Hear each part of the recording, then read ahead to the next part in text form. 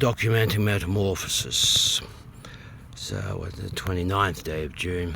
There's so much that needs to be put out.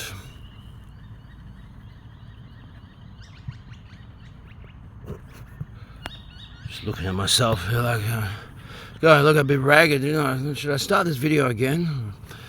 Yeah, this is real. So try and find time, sit down, get the headspace right, get everything into order and perspective to put this out.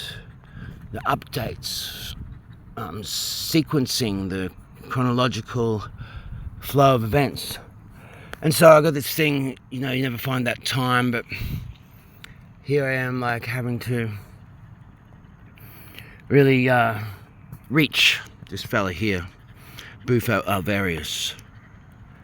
My voice is just not being a priority in comparison to chasing the birds.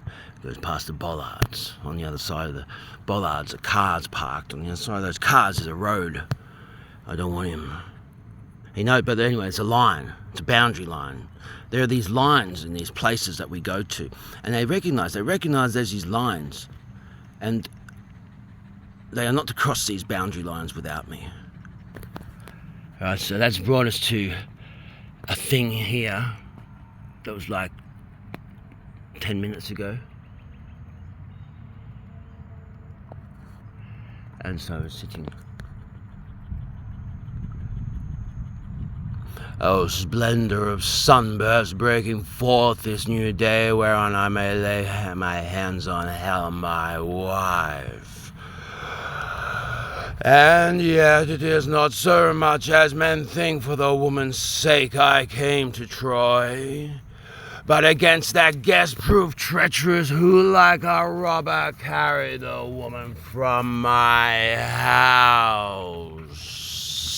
If you do that kind of thing, get this momentum flowing along, then like a steamroller, like, tomorrow and tomorrow and tomorrow creeps in his petty pace from day to the last syllable of recorded time.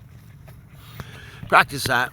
Very relaxed thorax and abdomen if you can't sing, and you'll find that you can suddenly sing.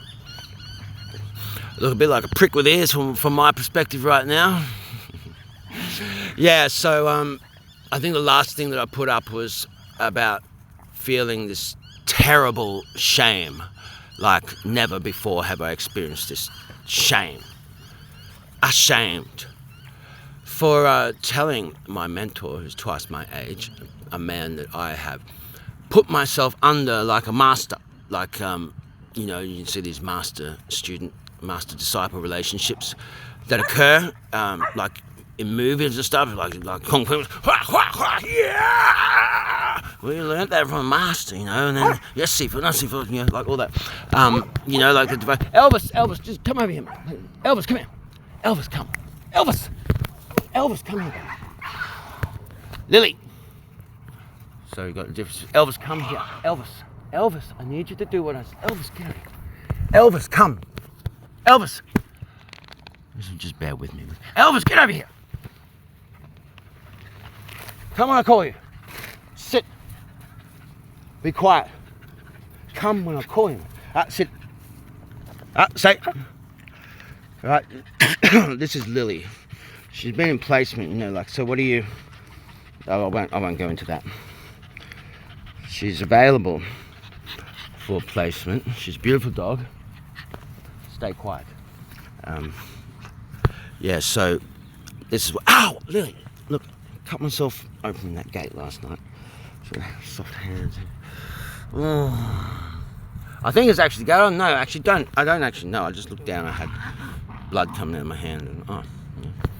I'm trying to be careful with myself these days, you know. Because, like... my hands are just always cut up. So yeah, I was saying the last thing, I'm not going to bother yelling at those puppies, was about telling this man, like, the words that I said, is like there was something else, because he shares these things from a very personal point of view that you don't really get in a master student or a master disciple. relationship. So this thing got said, which would not normally be said into any other master. But yeah, the words did mean, and they were spoken, that he needs to get control or resolve the yelling in front of his wife, and particularly at his wife, before he dies. Otherwise it will remain unresolved as a soul condition. And that's the context of this unlived energy thing that he's put to me. But you know, that was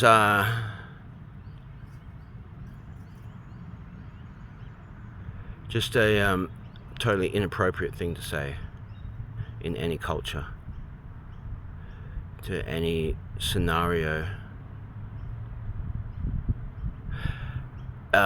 whether it's true and relevant or not. And in this case, FYI, for the record, it's not. It's like there's that. It's not. It doesn't carry that particular energy that would normally carry with it, but it does still carry that energy. You see, and like when I rung him back and he answered the phone straight away, this is the problem. This is what broke it for me, broke through to me. This massive epiphany thing I've been looking for. Yeah, is that he answered the phone fortunately straight away, and I'm so sorry, man. I just fucking hell, like I just did not mean to say that to you. And he goes, yeah, well maybe you should think before you speak. And I was like, yeah, but I did. You see? And the words mean what they mean. So if like there's something about spell, like we spell words because we're casting spells, or you speak words. You know, like the word for bear in most European languages has not been bear for a good number of years. It means small brown furry animal. And because they don't want one to appear. And then it's interesting because John, I've gone on about how he accepted and stuff. So incredibly evolved person. This is what this is about. And then he started saying that day, like that night, because I went and filmed with him. We got through that. What I'm saying, the whole thing, we got through that. We got through it pretty quick. Like he said, like, I'm over it. I'm good. I'm fine. You said sorry. I accept it. I'm over it. I don't want to hear about it again. And so I wrote an email, I think after the last episode that I put up, which was that night, I believe, up. I think that's the last one, unless I'm forgetting another one. But yeah, so I think I was walking through the cemetery. See, I'll be real about this shit. Like, there's another thing I haven't put up for post-production, but the point of this is to be real. Just the dirt on the ground, dirt on the feet. Real. A broken person who's been looking for the key to himself. Tried to be the change you want to see in the world, and paved his way to hell in good intentions. And when the student is ready, the master will appear. I've got two of them.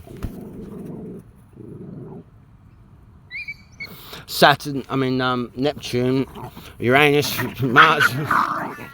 Lily, this is what's got to go on. It's what's got to go on. So they're stable. Yeah. Lily, I'm filming. Go somewhere else and do that. Go somewhere else. She's all muddy too. Bloody midges bite me. Oh my goodness. Oh my goodness gracious me. So yeah, I got two masters. I'm going on with this. I'm steamrolling through it. Sorry, it's all over the place. This is a thing because a lot of profound stuff has happened. Like seriously, sequence like one thing after another. Profound. Leading up to my birthday. So like a week and a half before my birthday, I told my mentor that he needs to look at how he behaves as a human being, and most specifically how he behaves towards his wife. And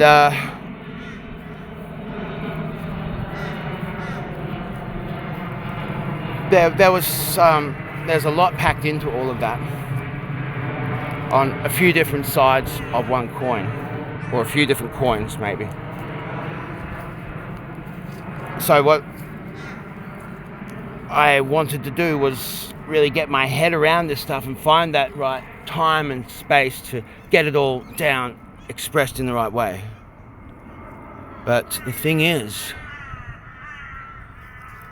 the reason for doing this, I'd see this now, like how ridiculous it was to be doing that. But I was very aware of how ridiculous it was, but I was thinking I can do this. But it hasn't happened. I could have done it, but it hasn't happened, because the centrifugal forces of life pull you away from center. And time goes on. And so I'm doing it now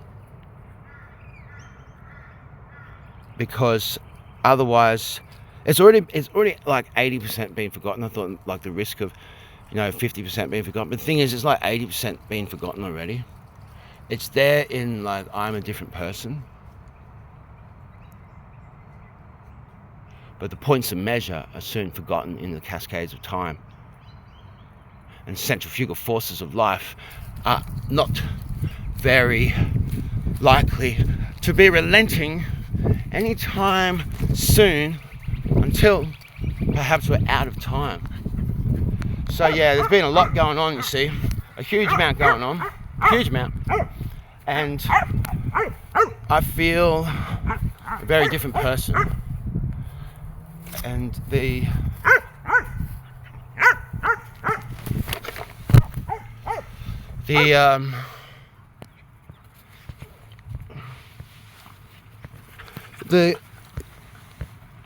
caliber of evolution that my two mentors have demonstrated to me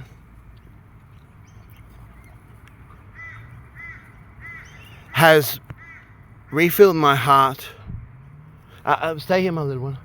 That was broken probably when I was 21. Kind of lost faith. Any faith I had, I did have a faith. It must have been born, like I even lost where that faith was born from. As a young adult, Elvis, come here, it's no barking. As a young adult, lost faith. I've restored that faith.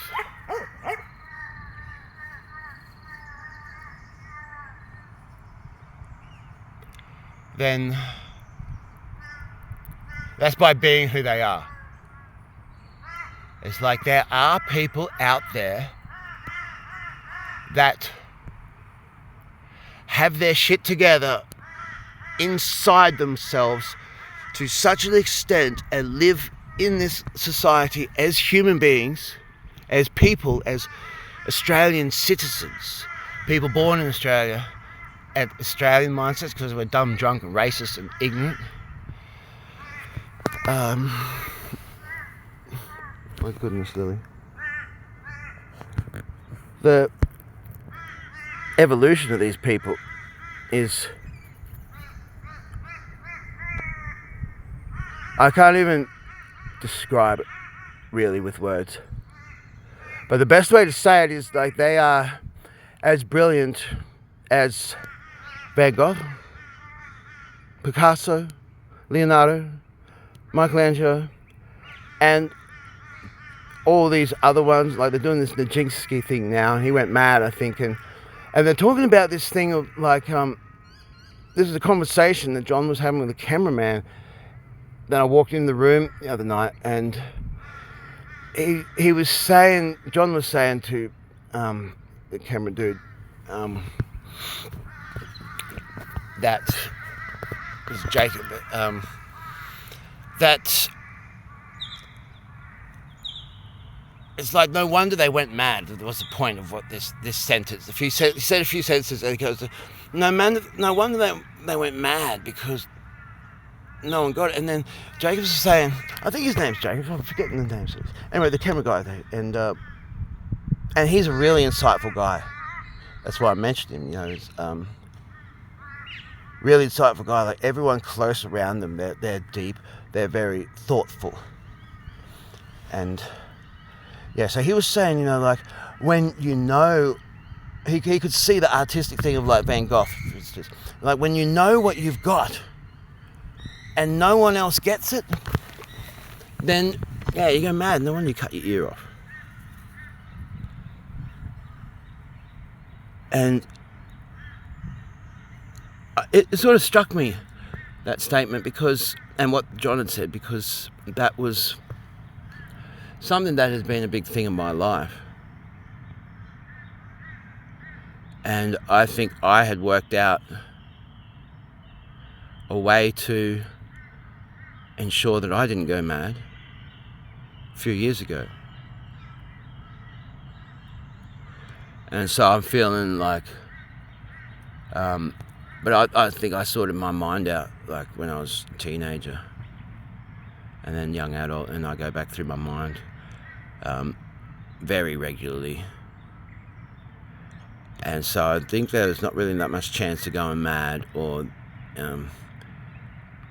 becoming a dysfunctional insanity in any particular manner worse than what I am. My insanity was hidden from me by myself. And I can see it now. So I'm distracted. There's an aura of a person walking down the street, which Neptune's been stationed direct, so I can see this person's aura. I'm just going to watch my dogs because I don't know, there's something about that. Yeah, see, so I'm acknowledging, and I think that person, like, I don't know whether they acknowledge or not, but I can see, like, there's some acknowledgement in that aura, that I'm acknowledging that aura, whether the person is consciously acknowledging or not, and that was in the smile on their face or not, there's the aura acknowledged. And this is something where it was said to me that my sensitivity to this is like 6 times more than what I ever let on.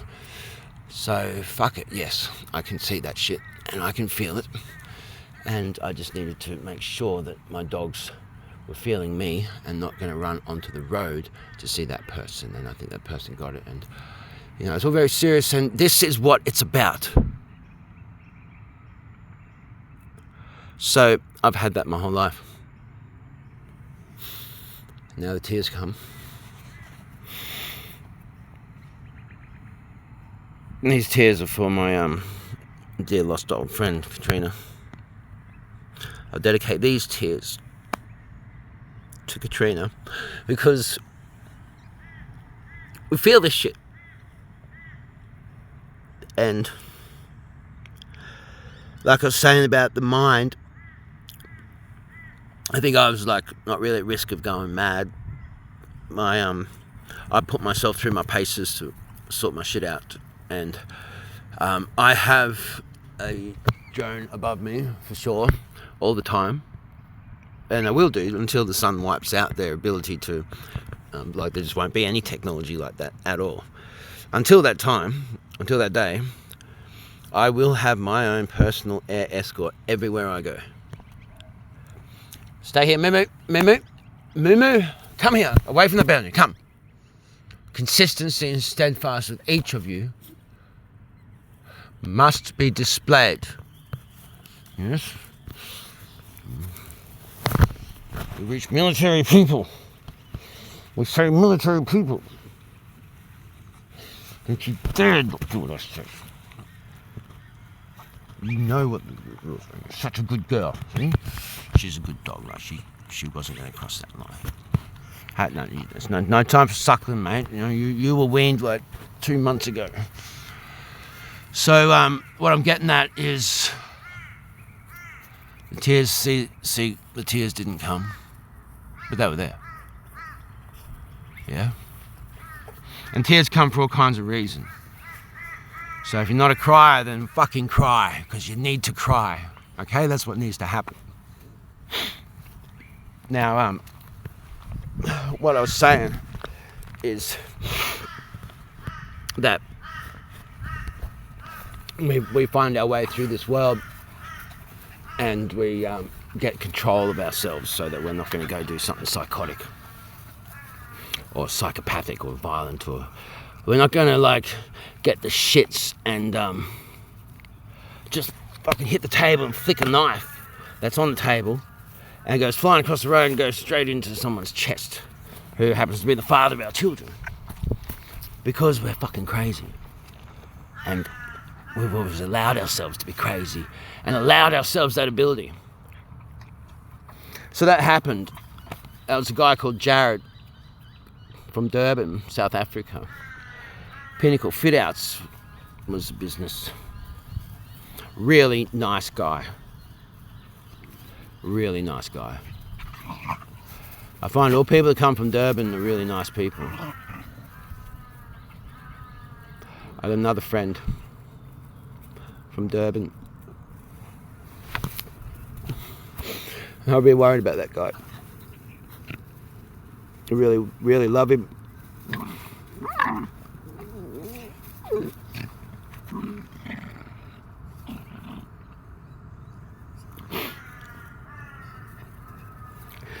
And he's going through shit, and I didn't know, and I haven't been there for him.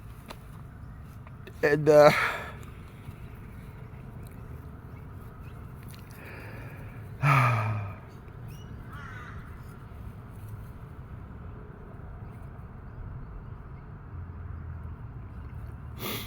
this world separates us from connection.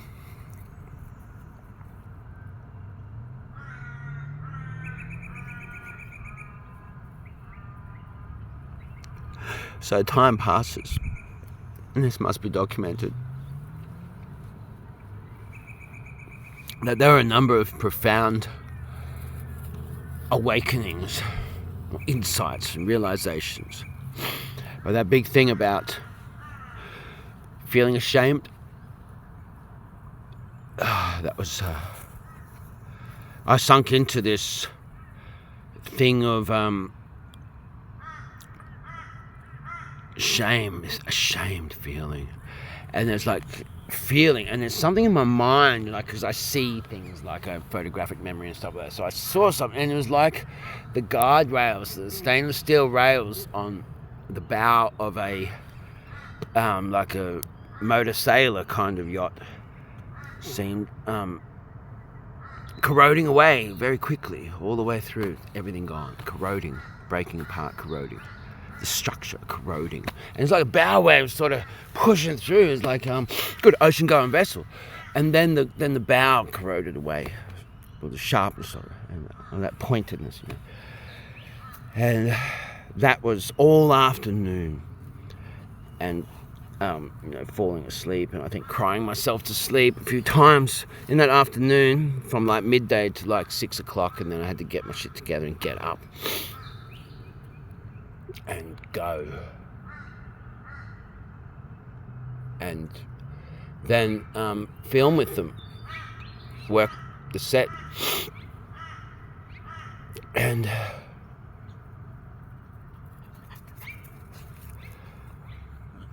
didn't speak a word of it, you know, like because we passed it, we'd had the conversation on the phone.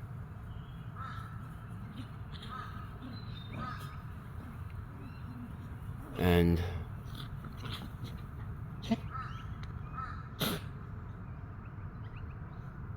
that's kind of what real men do, you know.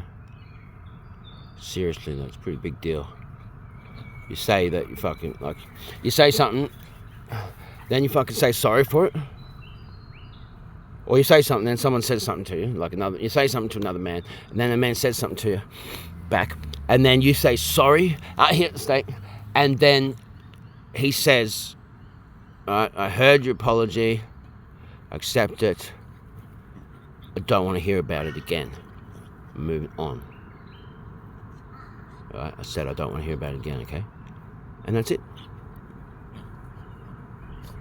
That's how it works.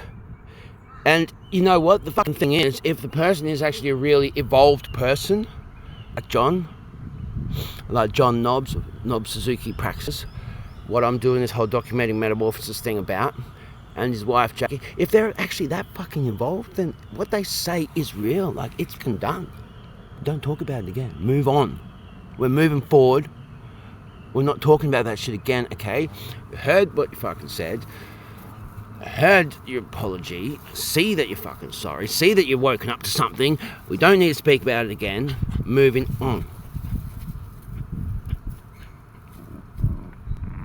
Like, we're not going to waste time on this shit, because that was a big revelation, and you don't have time to fuck around with all this other shit. You got other things to focus on, which are more important. Is what I'm interpreting it now, actually, a couple of weeks later. And I don't know if Jackie even knows about it, because I won't be bringing it up. But what I said to her.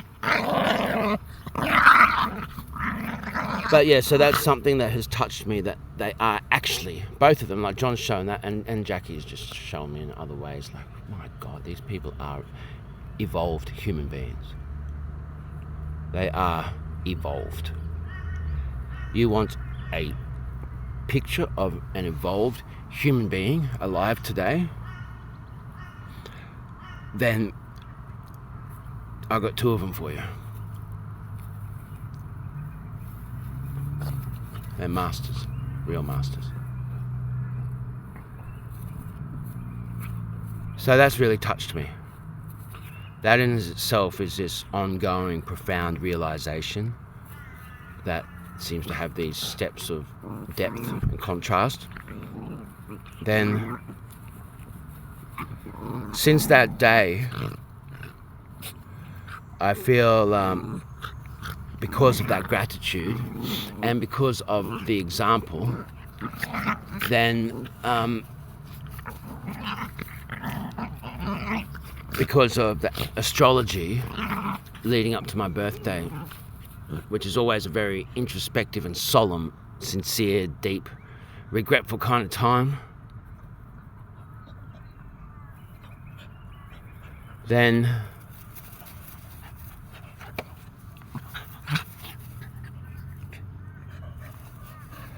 I've been on this quest pretty much since the eclipse. So I think we've got like 4 moons or something like that.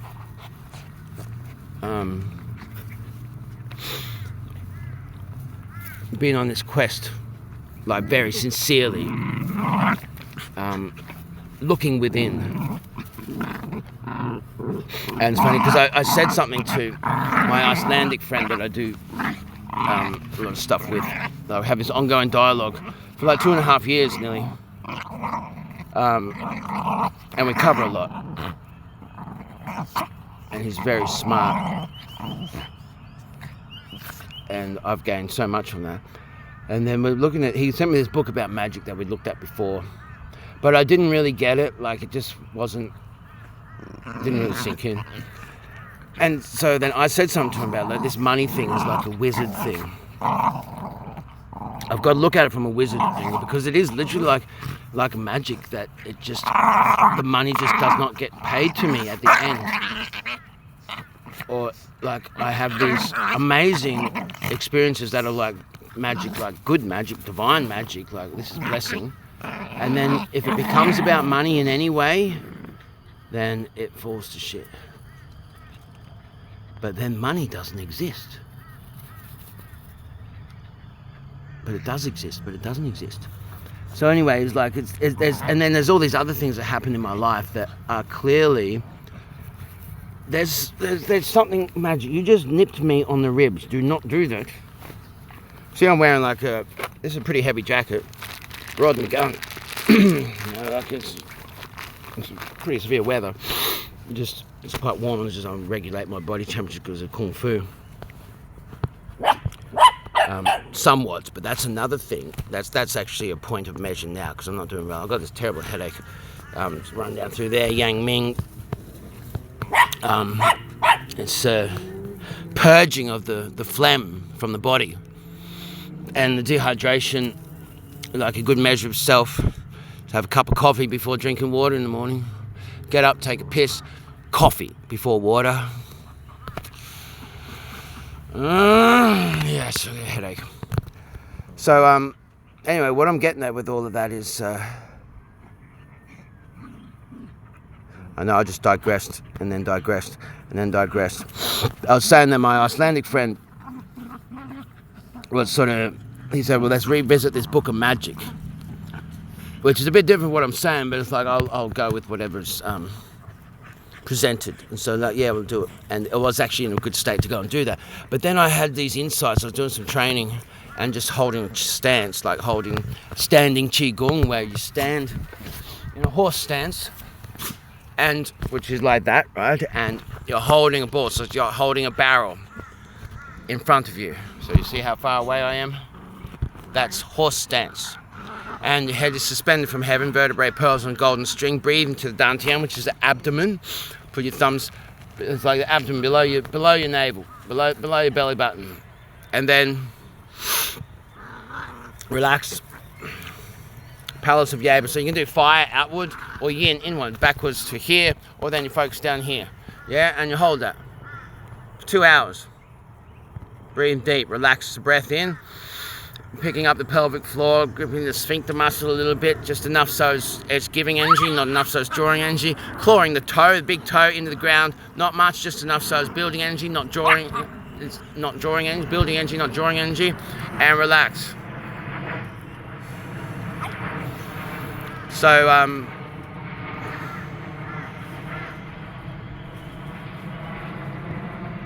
I was doing this, and then I suddenly felt something and saw something, an insight,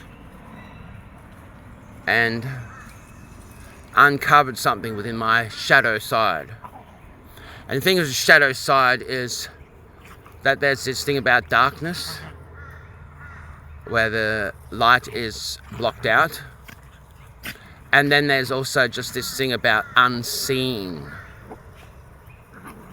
And I come to realize that there are some things that are unseen that I not necessarily think were darkness. And then another one, and then another one, and then another one. So that was shortly after the eclipse. And I then, I think like 2 days after the eclipse. And then I have been very earnestly, very steadfast on that journey of quest. So I kind of abandoned that book of magic thing. I didn't have time for it. It was like my headspace. I was very focused on internal introspection, looking within. And so my friend sort of saying, just like last week, that he sort of thinks I sort of take one step and then I might take a second step, but then not the third step. So he's not really seeing what I've been through. And that's a great contrast of the massive epiphany that's come, which I'm going to get to, because I'm going to go in sequence. And the thing is, I don't really remember all these little epiphanies so much now. And that's what is the point of doing this documenting Metamorphosis documentary playlist.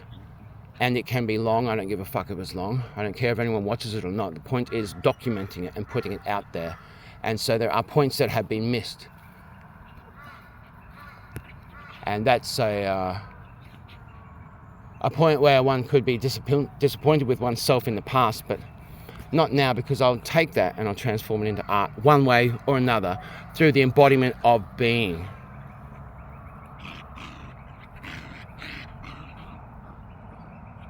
Some of which is this. So, standing like this,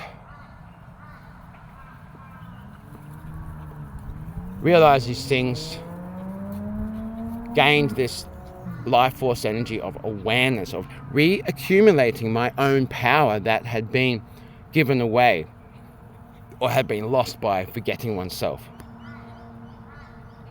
And in fact, using it against myself by being unaware of something, or having an emotional relationship towards something, or having an opinion about something, or seeing something in a particular way, and everything seems a certain way, therefore it is as it seems, until new information comes to light, to show it for what it really is.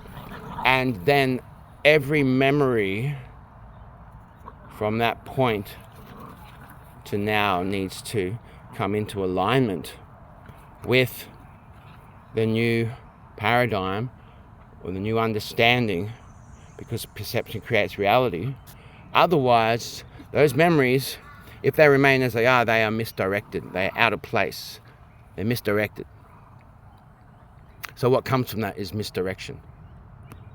Even though you might think you find yourself here and now in the cosmos, as John says, which is a massive thing. Like, where am I here in the world? Where am I in the cosmos, you know? Where am I? Because all that matters is I am that I am.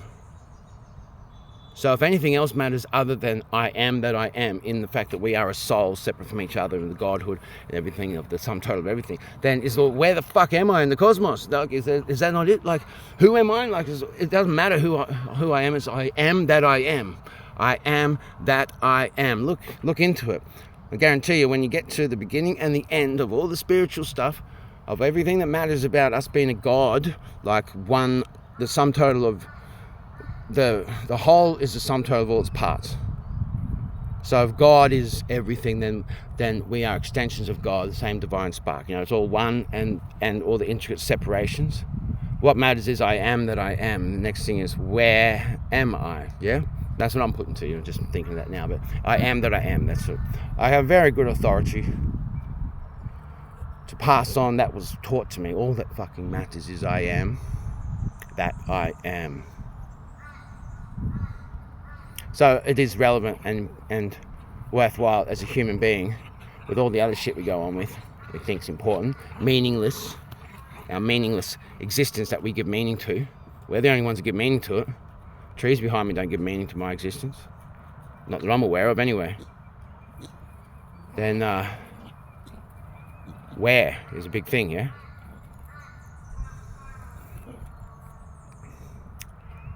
So, and like I was saying, with that shame feeling, like something breaking apart, like the bow of a good ocean-going vessel that's got to be dealing with those rough seas, like moving forward. What exactly was I moving forward through and plowing my way through in this world? Like, what exactly was that? Because it's certainly something that was directed. Like it was directed. Like it was a thing in there. Like that's what plows its way through. You know. So whatever that was, like, where was I plowing my way to and from, and what was the medium that I was plowing my way? Was it a sea, or was it something else? You know, like, it's all my creation. Like, do I make my own experience to be so textured and so dense that that it gives me a headache, that it overwhelms me and means that I could just go back to sleep and try again in an hour? I mean, sometimes I start the day 6 times and I finally get it right about 10 to 3. Get up, have a cup of coffee, go back to bed 6 times. But I've been doing well lately. Like, I've been getting out of bed only after like 5-6 hours sleep, and giving life everything I got, Elvis. And from a more gentle, like, it's enlivening. And it's also, you know, the sun, see, gives us energy, you see, gives us life. Get with it. We're being updated and being upgraded by the sun, big time right now. You're in the southern hemisphere watching this, or I don't think anyone actually watches this, so you know, it doesn't matter. But yeah, it's good. That's kind of the point, that I'm putting this out there, as though millions of people are watching it, even though fucking no one's watching. And that's good, you know, because it's real, but it's humble. That's what I'm trying to get across.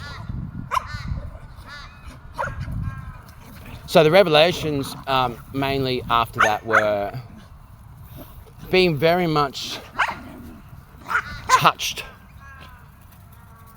in my heart by John and Jackie in their acceptance and their understanding Like, I fell apart in a lot of ways physically, and I was in terrible pain. My back, I couldn't fucking move. Like, I could not move. Overwhelming. Oh my God, I've been in so much pain for so long, and it's coming out. It's in there, in my body, it's coming out. And I haven't been doing this stance, and just why haven't I been doing this stance? This is one of the greatest gifts I could possibly ever give someone. I spend a lot of time meditating, but I haven't been doing much physical stuff. And then at the same time, I'm clearing this cyst out of my liver that I got from some date rape fucking thing that happened when I was 21 by two guys, one very close friend, probably my closest friend there. So is there some encapsulated emotion about that? But there's certainly damage to my liver from whatever drug that they dosed me with. That must have been pretty fucking high dose, Rohypnol or something like that. And then the damage from the alcohol, and then God knows whatever else. So God knows what happened. I've got no fucking memory of it or anything. But I've never been so sick in my life, and I've never been so sick since. But my whole soul is sick, you see. The liver is where the soul is seated in the body. And the whole soul is sick. And so, the thing that I was saying about the madness is all tied in with all of this. I know I've digressed in a few different ways, but I'm bringing it all together by saying that there's this real consciousness with the cognition and the perception and imagery and visualization of the ashamed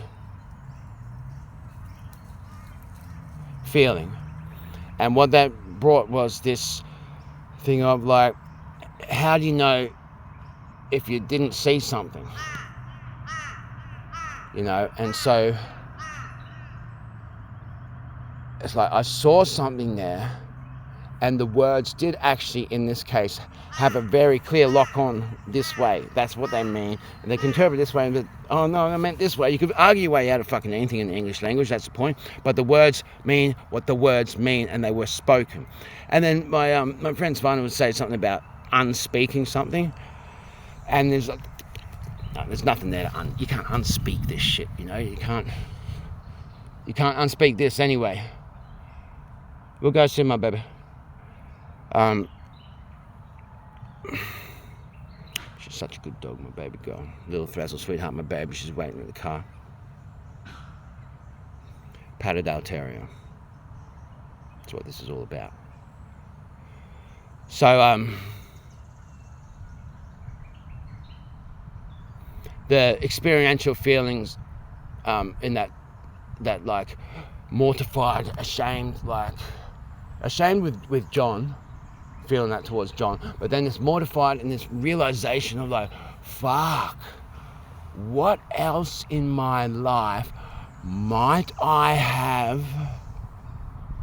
And then there's like all these different tea rooms that I'm thinking about where I just had a cup of tea with someone because I'm so pleasant and having a nice time. I was talking about pleasantries, right?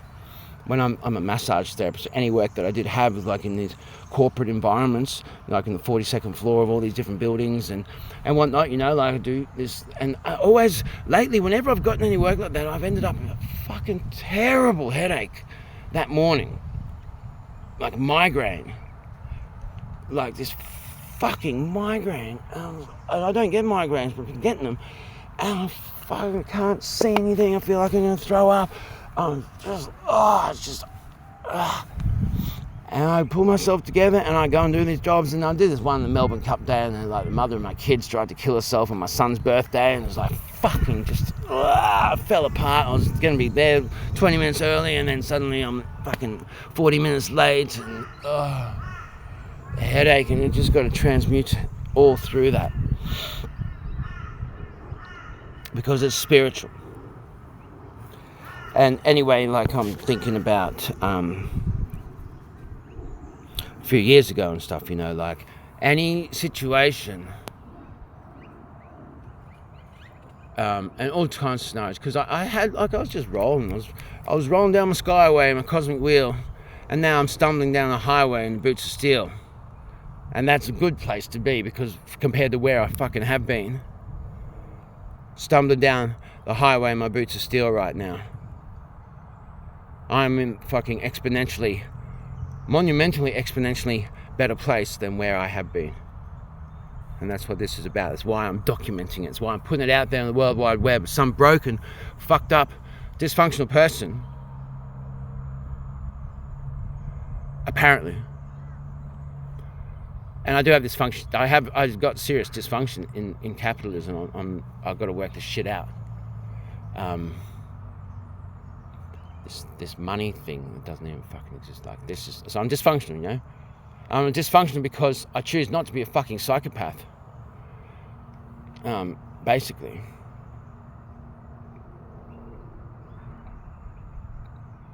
But that's another story. I'm not saying that all you people are psychopaths that have money. But if you have money, you can look at people and you got this lack of connection and you're feeling bad about it, you're starting to come to realize all these things, you know, like just feed your neighbor. That's all it matters. Just those people that you walk past the street that you don't give a fuck about. Or like you are each other. That's all I'm going to say about that. You are each other. Your hearts are connected and it's 5 times stronger than any other electrical impulse coming from any other plexus in your body, anywhere. Your hearts are interacting with each other. You see those homeless people on the street? Come to realize a lot of them, they're just gentle people that choose not to be psychopaths. And you got this depression thing, yeah? Overwhelm. Are you one of those people that can't respond to messages? You read messages, you don't respond?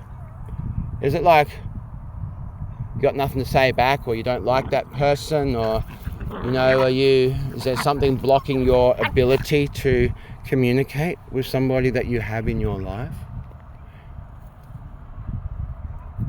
Particularly if it's a dialogue that you started. That's confusing for people like me, you know. Makes us put shit like this on the internet. Makes us go through lots of processes. Used to be something like you sit there, you have a drink, and about 30 cigarettes thinking about it. Every night. Trying to work out. Well,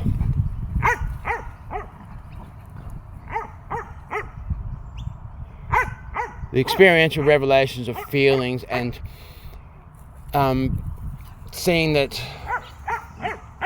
there might have been all kinds of things that were spoken but could be interpreted a different way because of the words that were spoken. Because like things get said to me, but I always ask, what did I say? If there's a chance to say it, and people can never tell me what I specifically said.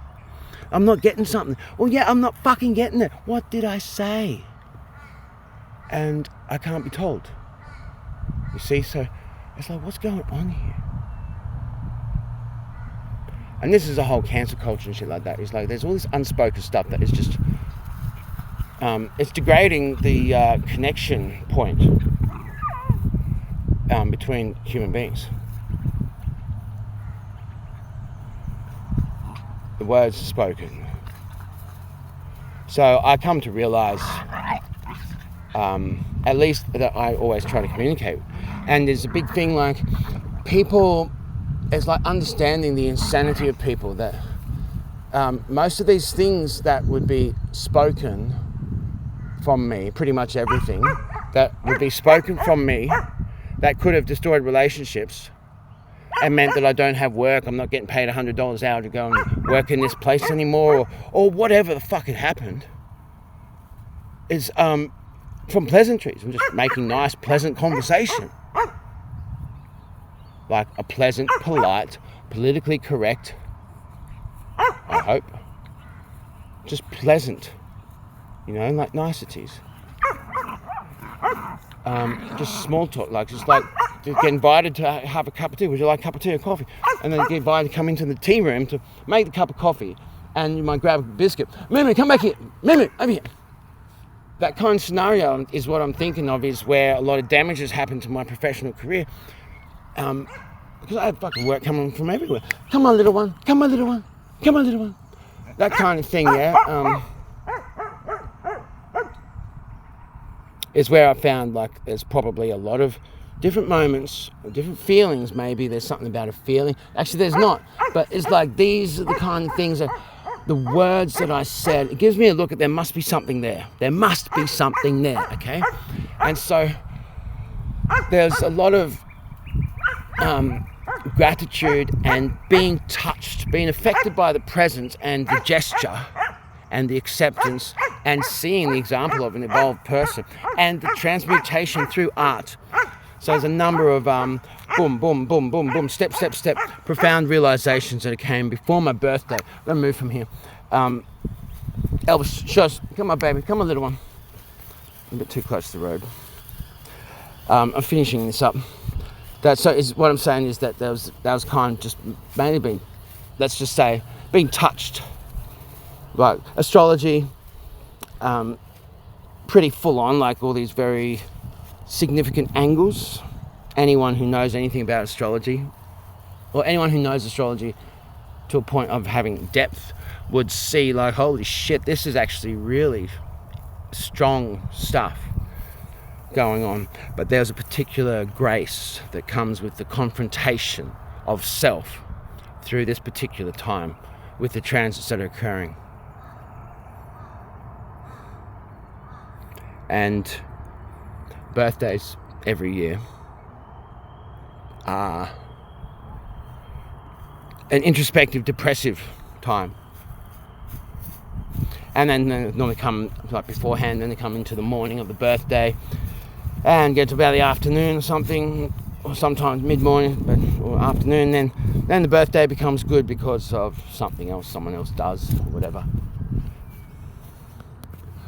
Even though I feel rather alone. And it's the same this year, I feel rather alone in self. You know, you can be lonely in a crowd. And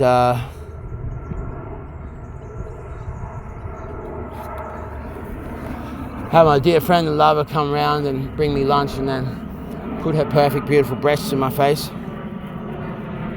Which I sort of, like, that was there, and I sort of delayed that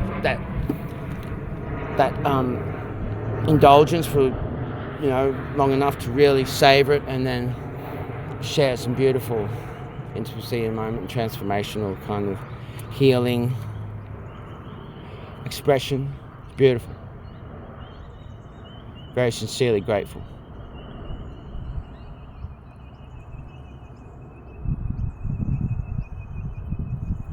Prior to that, I was just waiting for someone to come and pick up 2 puppies for a couple of days, and then like 35 minutes later, then they said they're going to be. So I was just cleaning the place up, looking at myself. I just like cleaning this shit up, throwing it in the bins, sorting it out.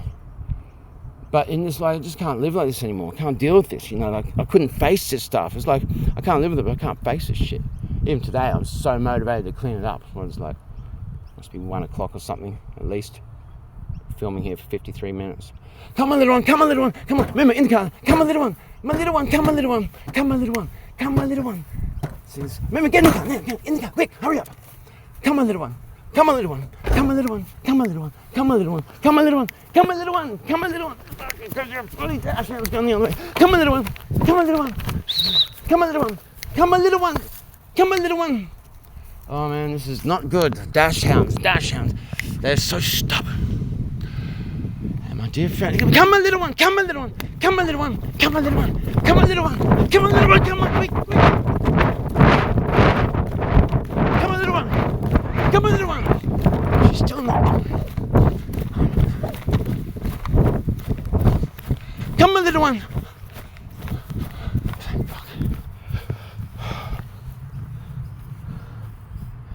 So I have a dear friend who's got dash hounds. And she went and desexed her best dash hound for breeding. Best temperament that you can get in a dash hound. So I got a pup off the male from the son of her other dash hound that she went and desexed. Still very good breeding, but they're light-footed dash hounds, aloof.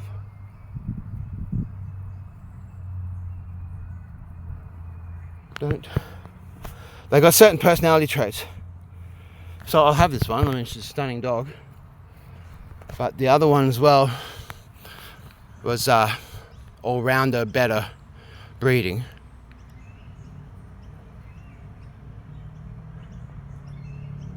And it's not the cognitive dissonance. It's something other than cognitive dissonance. That really stresses me. Very aware of that. Aware of the sensitivity that I feel. And how it stresses me. I feel very unfit, like as my blood courses through my blood vessels now through my body. I feel my lungs. I feel my breath. I feel my body. I feel my internal. And I don't feel that bad, but last night I saw my kids and just showed some very simple, very light military techniques. And I felt, and whoa, really like, oh, this is serious. You can't practice your military techniques when you're poisoned, or your blood will become knotted and your chi will become twisted.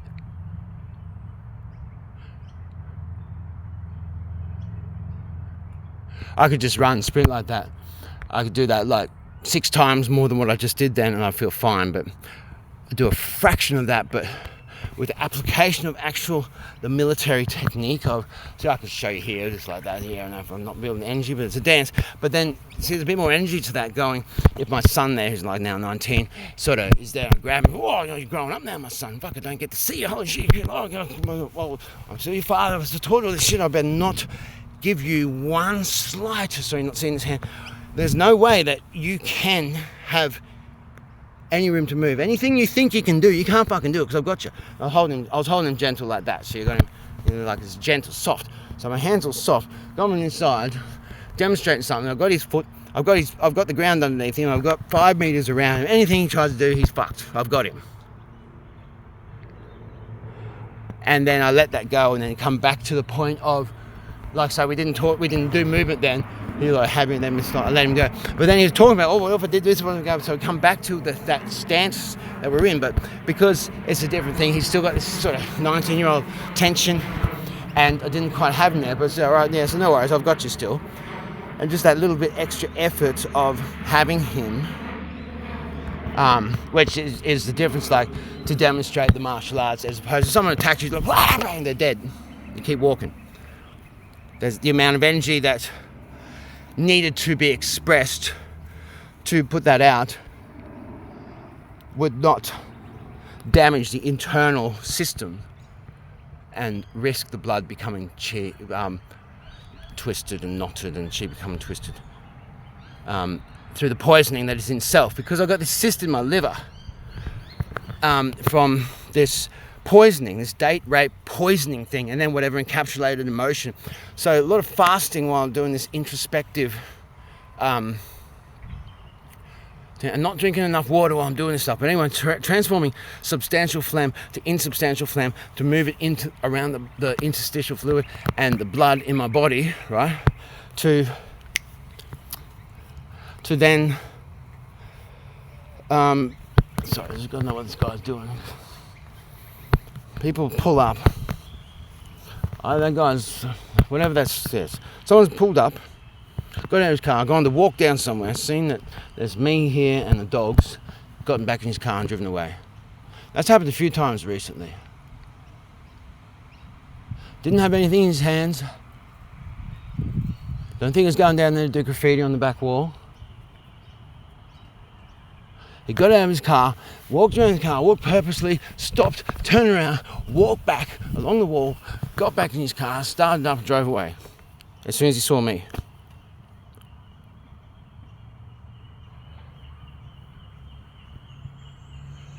It's funny because shit like that will happen. There'll be other people coming to meet or whatever, and then I'll be like, come here, because the dog runs towards him, and there's there's a car sticking out like dog balls down there that's got its headlights on, shining on me, on the other person.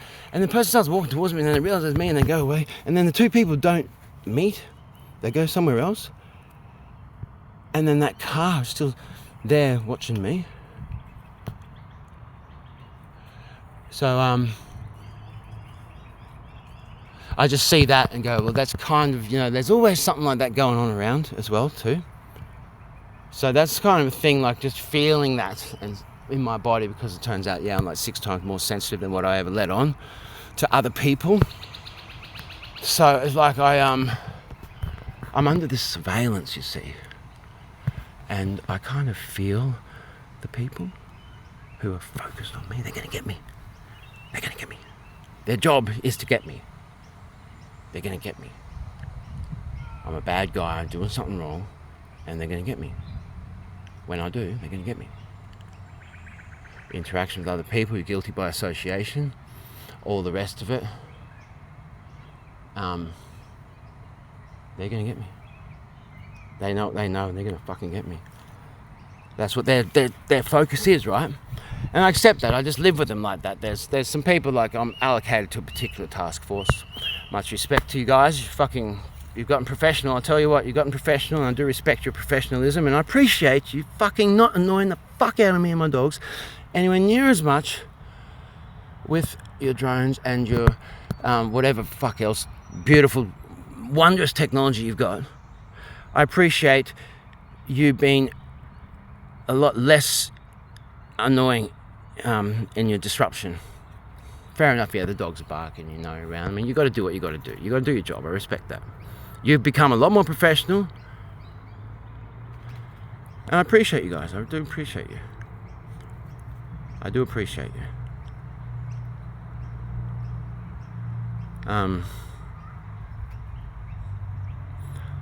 There's so much about coming to peace, is the feeling. With everything. Seeing things how they are, and even just like pointing that out, he's going like, well, you see how that kind of looks? I mean, they could even look like maybe I had drugs stored up there, like waiting for that guy. He walked down along the fence, along the wall, picked them up, and got back in his car and drove off, and I was standing here watching him to make sure that it went down properly.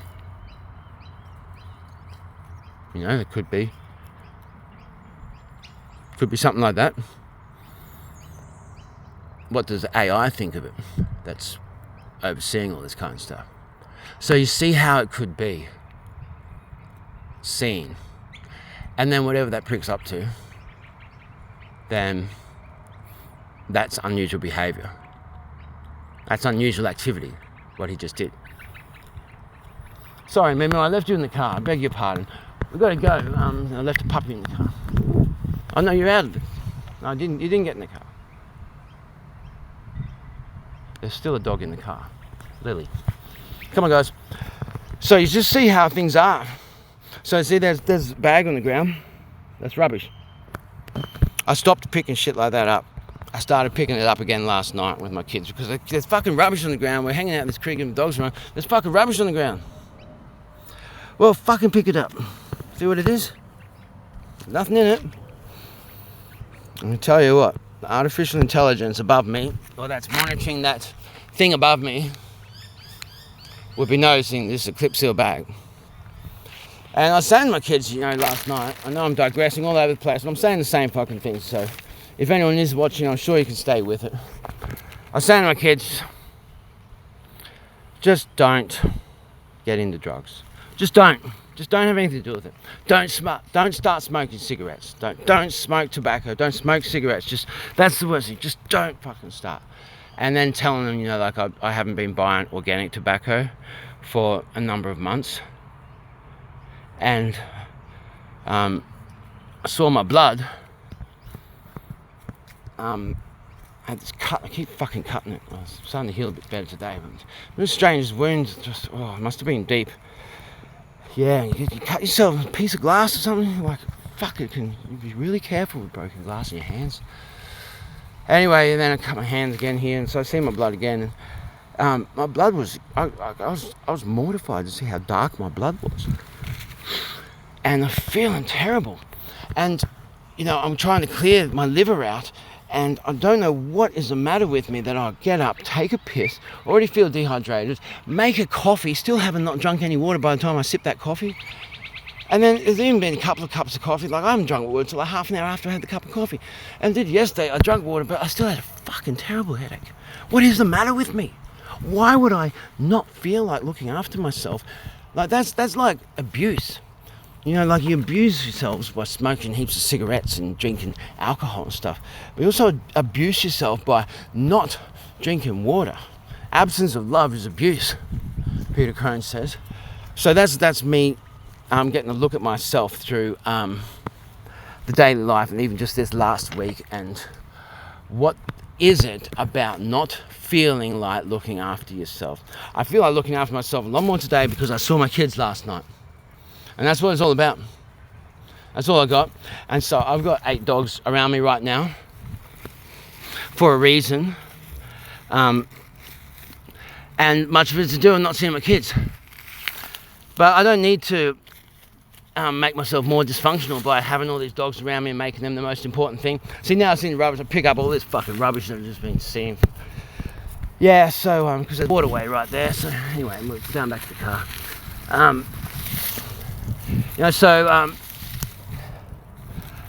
Just getting to see all this stuff and gaining all this insight with a certain type of stress, a certain type of discomfort. Some have this kind of imagery, but not really. It's more, what I'm saying is there's the imagery thing with that feeling ashamed, some sort of breaking apart. Right, so we're coming from the looking within self, not so much imagery, or memories so much, but understanding things slightly different, but not really the imagery is what I'm trying to get across with all of this. Yeah, and all these digressions trying to give us some illustration that experience was so much about imagery in one's mind. And of experiences where one felt very touched in life, in one's heart, in one's being, and actually more than, or in a way that I'd never actually been considered. I actually feel very considered and touched by these human beings in a number of different ways. Like, they fucking accept me and they encourage me and they are consistent. They see that I'm devoted and I take them seriously. And so, we're actually having this master-student relationship is already far beyond what I'd even dream of having, as in a master-student relationship in this lifetime with anyone of my masters already from the past. Which, where have I been? Why have I not been there to see them? So a lot of the money, I've got to go pay them for something. I pay them for their services, and then I spend all this time getting their services. But as their fucking student, their disciple from way back. But I was always paying for it, and most of them Chinese. It's just a natural thing there. And I noticed as well, this is one insight that I noticed as well. Never had a problem doing business with Chinese people. I got scanned by this Japanese woman. I kind of went along with the scan because I just wanted to see how it worked. And it's a beautiful experience. And I got a lot out of that too. Remembering what I'd forgotten from Chinese medicine too. Just drink some hot water. That's a massive one. You have that one for free. Not feeling well? Drink some hot water. It's very good to carry. I've got this thing that keeps water hot for like 24 hours. 2 litres. Carry it with me everywhere. I lost it. It was carrying ice through summer. Because you get this overheating thing. Induction currents is a big thing I want to mention as well. Induction currents. But carry hot water with you. You're not feeling well, suddenly, bang. It's almost a panacea. And I forgot about it. So that's a big thing.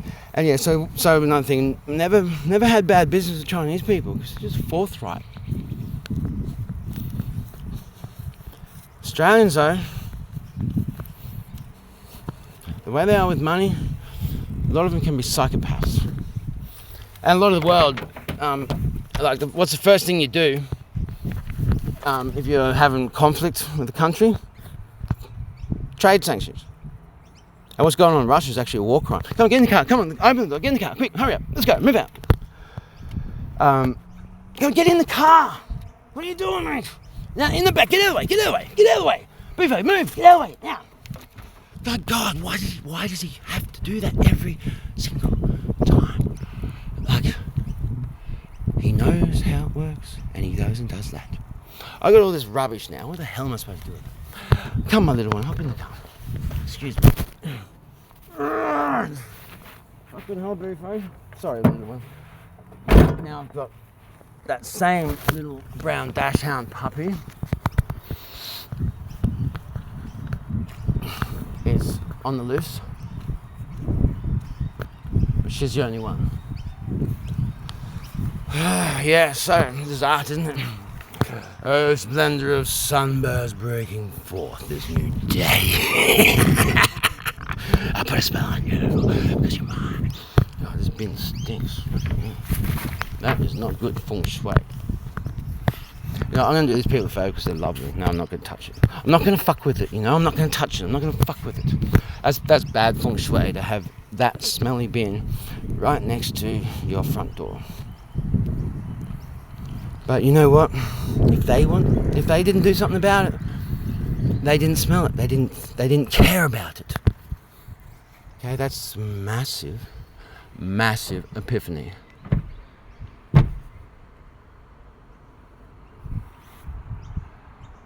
Which I was getting to. And that's a good place to get to. Right now, yeah?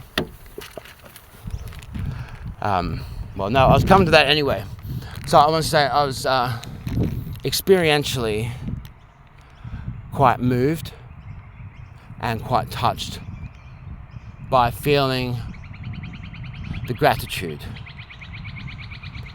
and feeling being considered and recognized in a way that I've just come to accept is not a thing that happens in my life. So it's actually this human relationship that comes from teachers. Because like teachers there, students here, separate, you know, like but they're fucking human beings. And they're really evolved, wondrous human beings that have reached into my heart, into my soul, and they reached me where I live more than anyone else ever has, because it's not conditional. Or if it is conditional, then it's like I've already met those conditions by doing that which is important, or being consistent and being devoted and dedicated to it. And the understandings of certain things are all the sequential timelines, the sequential flow of events that I've missed putting into a chronological order. So instead of rambling on for an hour and 13 minutes about all this other shit instead.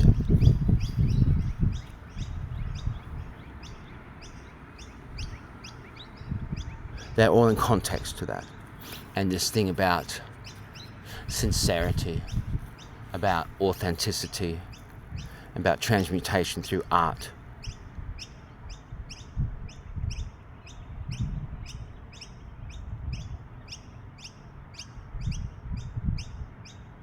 And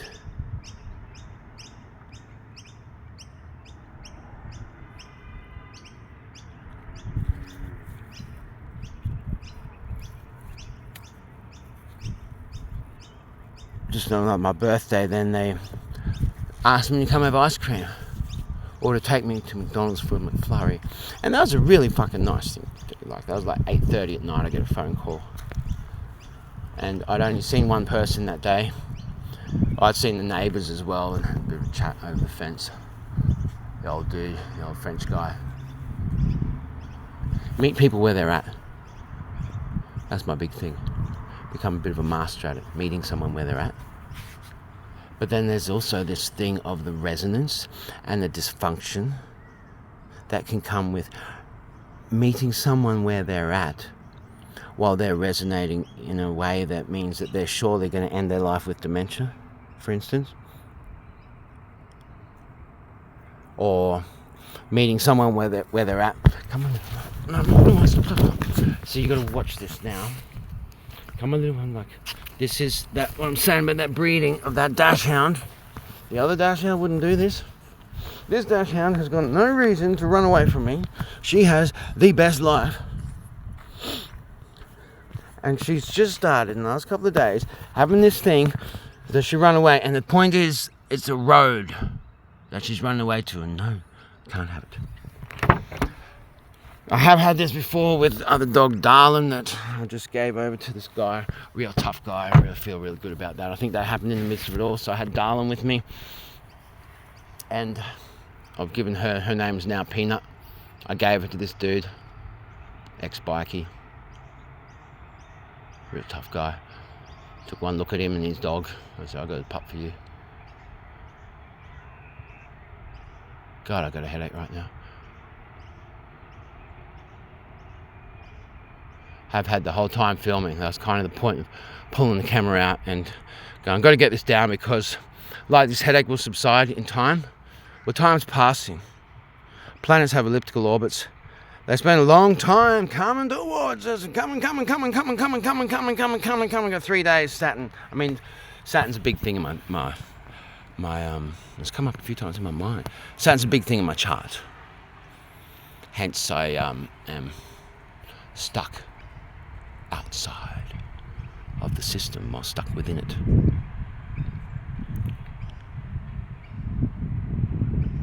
Incredibly well qualified and educated. I'm very highly qualified, but I'm lacking all these little in-betweens. I'm in between all this shit. So I'm not allowed to just walk into a lot of buildings and practice because of this license, this insurance, and that insurance, even though I'm better educated than the motherfuckers that are in there working. And I'm much better at healing people, medically and in all these other ways. And I've become even more. So this headache is much to do about that, not being able to fit in there. But Neptune, sensitivity, psychic sensitivity. It's big in my chart. Coincidentally, my mother's got this thing, and turns out she'd be more sensitive as well than what she lets on. And coincidentally, it's big in her chart, right? So that's been the last 3 days: Wednesday, Thursday, Friday. Today's Saturday. Time's passing already. Like I can feel it. The sun's over there now. The weather is just changing now. This weather that's coming, I'll guarantee you, is made up largely of new water that has just come over there. See all those clouds there? That's new water, I'll tell you. Like at least half of that, and all up there. See, there's a lot of weight. Get back in the car. Get in the car. Get back in the car. Get back in there. Good boy. Did I catch that? Bufo sticking his head.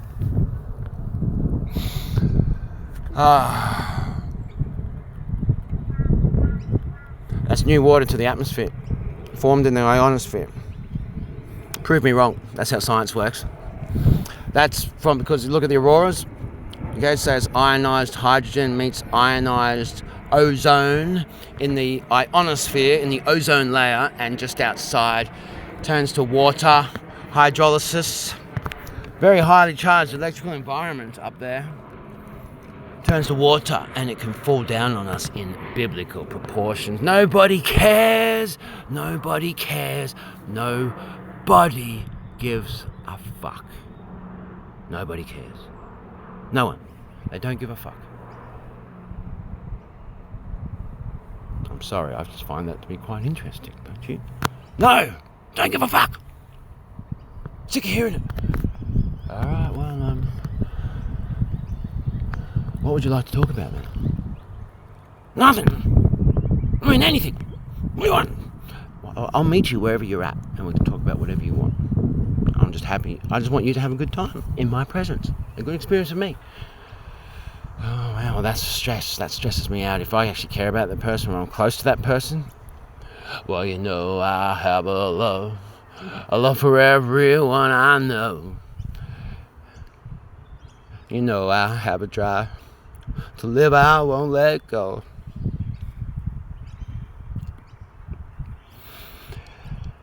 Yeah, so tears, you see, let the tears flow. You gotta let the tears fucking flow, no matter what. You're an eternal being, whether you fucking like it or not. You're a spiritual being, whether you like it or not. You're a fully aware, ignorant motherfucker, whoever you are, whether you like it or not. Everything is a reflection.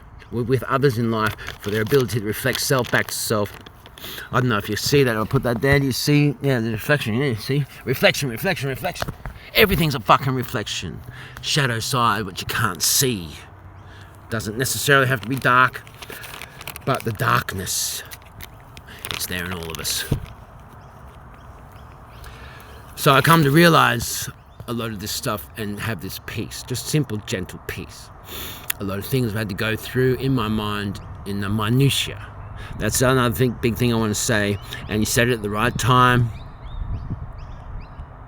And the only reason I said that thing to John is because I looked around in his work area, and there's all this scattered fucking shit all over the place. But at least he's producing art, and the point is producing art instead of trying to produce something else. You know, like I try to do like tiny homes and stuff as art, and then do those other art. But I never considered myself an artist until a couple of months ago. Turns out I've been an artist my whole life, just didn't know. Yeah, because you got to be told you're an artist as well, apparently. God, I look ragged. I don't really see it in this camera, but I see it down here in this reflection. I'm ragged, dehydrated as fuck.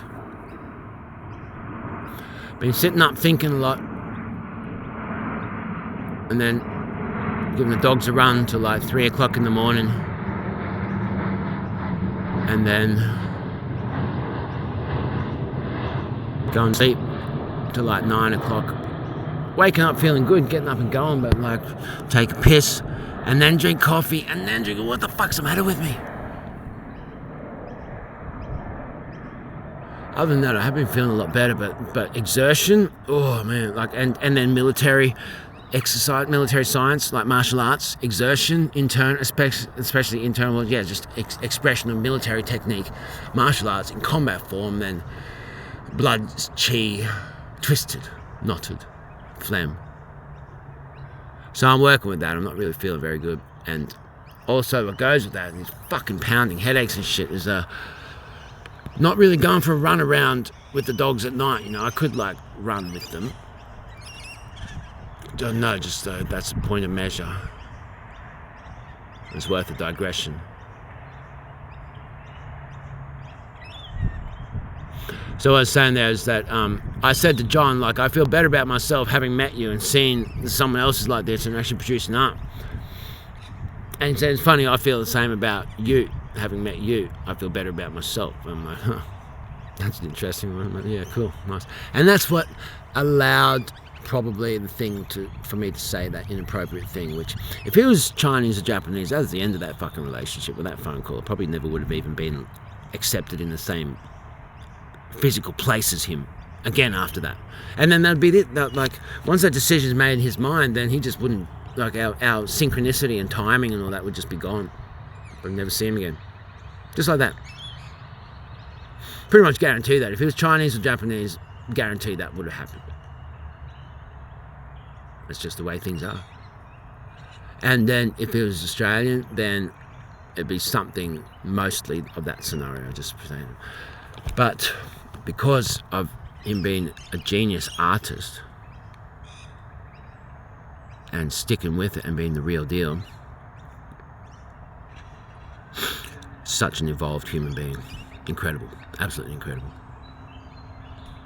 I'm so grateful. And his wife Jackie, oh my God, fucking involved. Just, they are genius masters. And Jackie just showed me in this last week, like, incredible spiritual capacity and sensitivity and awareness. Like, she's like Yoda. I'm telling you, Jackie is like Yoda. Fucking that she is like Yoda. I'm telling you, fucking. Yeah. Yeah, so, my birthday came. My birthday went. Then that was a Tuesday. Then the Thursday came. And I woke up on Thursday morning. And I had just been taught something by Jackie in a dream, and it was this step thing. It was very grounded. It was outside. There were leaves falling. It was under these trees, so I don't know what that environment was. It was down a hill. But then I saw it. So this is now last Thursday. Okay, so it's Saturday. So like 9 days ago, I woke up, and it's like I've just been there with her in this place in morning time, doing this practice that she was, because of my kung fu, I got this stance stuff. I can do all this stance stuff, and take the ground out from sumo wrestling. Nothing. It's nothing to me. That would probably cause my blood to a little bit, and then I'll just have to fold and put my elbow through their side of the head or whatever, like that. Instead of trying to put my elbow through it, just fold into it. No energy, nothing, surrender. And so I'm really good at turning this martial arts thing, which we always like to fire. Any martial arts, martial arts, but it's art, then it's always there ready for the next. So it's not martial arts, even that, but you turn it into something that is a dance. So it moves out of the thing that is the martial arts, but then it's a dance. It's still a martial arts, but it's a surrender. It gives a flow into something else, because it doesn't have to be martial arts, but then because of that, it kind of still is. I don't know why I'm talking like this. It doesn't have to be, but yeah, it can be that. It's a turn into something else, This is actually the voice of Luciferian, I believe. Was it actually? Yes, Luciferian. See, a Luciferian thing to do is to realize something, and they go, I've got to go tell the world my knowledge. I'll save the world with my knowledge, and I'll go out there and tell the world. That's the Luciferian thing to do. That's why it needs to be cast away with the flaming sword out of heaven, because he's telling everyone that you guys are extension of God. You've got this thing called free will, and you need to experientially work it out for yourself. That's the that's what Luciferian does. It means bringer of the light. So is Luciferian? Yeah, so I actually forgot about that, and I forgot about the character I made, Ashley Burgess, because my friends call me Asperger's. She still doesn't get it. Man, I was doing this thing in front of her the other night, right in front of her, saying that I developed this character called Ashley Burgess because this woman here says that I'm Asperger's. She still did not get it right there when I spoke. Now, that is something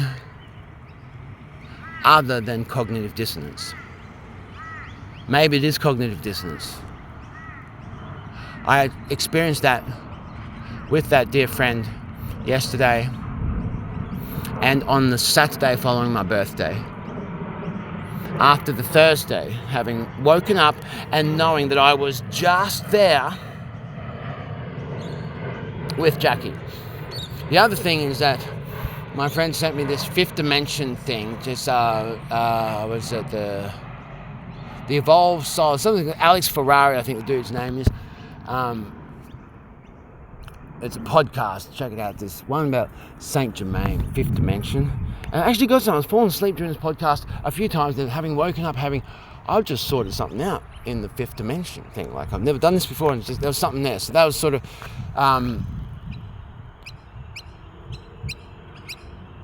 I think that was a Monday, and then my birthday was on a Tuesday. So that kind of really helped. It might have been Sunday or Saturday. It was a few days before, actually. And it might have been Saturday, yeah. Saturday, then my birthday was Tuesday. So I had this really profound time, and all the planets all wherever, and these profound realizations, and then that fifth dimension thing. So there's feeling this grace, right?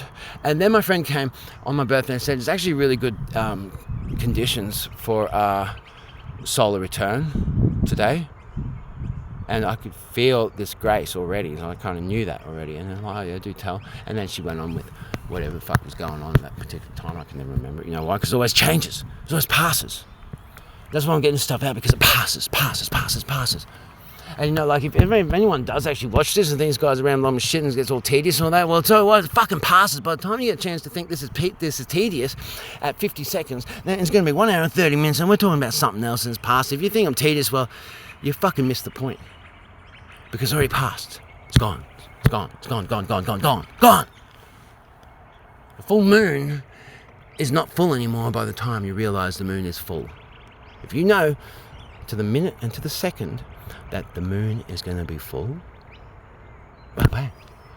By the time you consciously realise that the moon is full, it's not full anymore. That's what it's about. That's what this is about.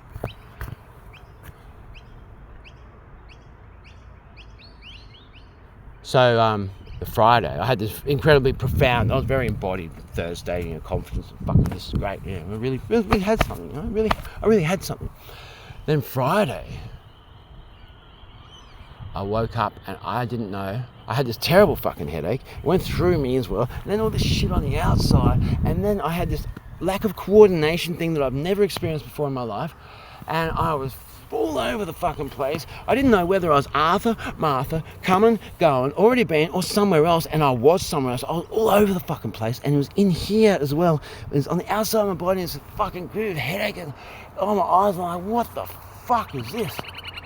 But I managed, I had coffee and I had these oats going because I'm really trying to look after myself. So I actually pulled some oats out of the bag and put them in a saucepan and was cooking them. Just the right amount, on the right amount of gas, in the right amount of balance, with the right amount of superfoods. Oh shit, I gotta get these superfoods with no money. I gotta go get this bloody, superfood.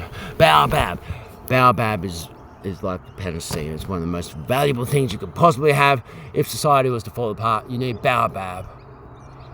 I need to get baobab today because I haven't had it for a few days, and the lifestyle I'm living is dependent on baobab. I need baobab. Remember that word, baobab. Get it. Ingest it. Get it in your body. Baobab. Oh, God. I must get baobab today. I must achieve getting baobab today. I think I must drive there right now and get baobab before anything else. Baobab is the most important thing for me to obtain today, hands down, without a doubt. The only thing that really matters is baobab. Me getting baobab and getting it into my body. That's what matters. Baobab. If you can't understand that someone who's studied for 11 years in medicine, natural medicine, Chinese medicine, all kinds of natural medicine, like medicine that got us to the 21st or to the 20th century, and then they made this other medicine in 1921. Well, I studied that as well, but I studied the medicine that got us to the 20th century. The closest thing to a panacea is baobab from Kenya and Tanzania. If you can't hear that, you're probably going to die of dementia. Well, you won't die of dementia, you won't die of whatever, you won't even know it. Everyone dies of pneumonia or oxidation or something, or a cytokine storm in the end. In the end, it's all a suicide because you eventually give up the will to live. And that's what this is about. This world hasn't killed me yet. I'd rather die than live in this society, yeah? The world hasn't killed me yet, though. So I'm making this to show you. You gotta live. You gotta live. Take another breath and keep fucking living. And live fully. Who's actually really living? That's what this is about. Who's really living? I am. I'm living more than most. So then we got this Friday, right? And I wake up. Turns out I've taken on this Indian Sar dude's fucking insanity. And turns out he turns up. Comes back into synchronicity, so he turns up. Calls me, he's outside the gate. Just as the oats and the porridge that I made, like a real healthy, I've actually made a really fucking healthy breakfast for a change, like thank fucking stuff, And at the same time, it's a coffee kind of thing, yeah? So it's a big change. And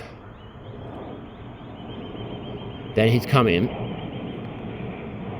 We've eaten together.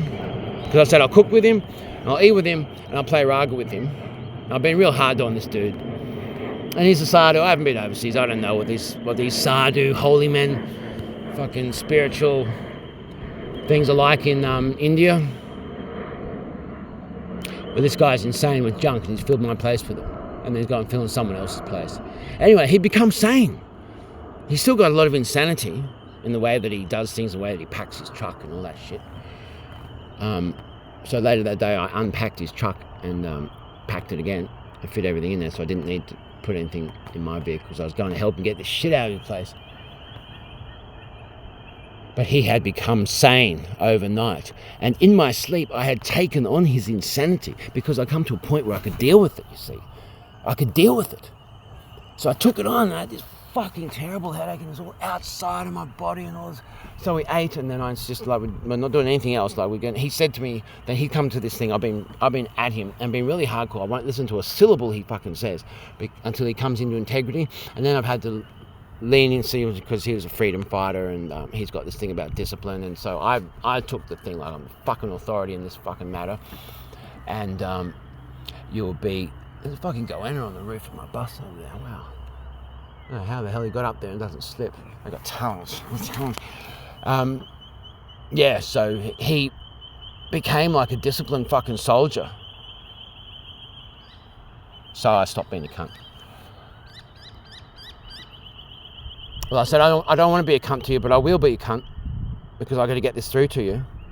But because of your respect and your discipline, then I'm going to stop being a cunt here. I'm not going to make you read this out loud on the other side of this fucking locked gate on the footpath. I'm going to open this gate, I'm going to let you in, I'm going to hug you. Okay? And that's what we're going to do. And then he said to me that he's decided that he doesn't want to go to this other place anymore. He wants to move this stuff out of there today. Be done with it. He doesn't want to make this other person uncomfortable or agitated or irritated in any way. Fucking epiphany. He come to this realization himself. What an incredible idea to fucking have.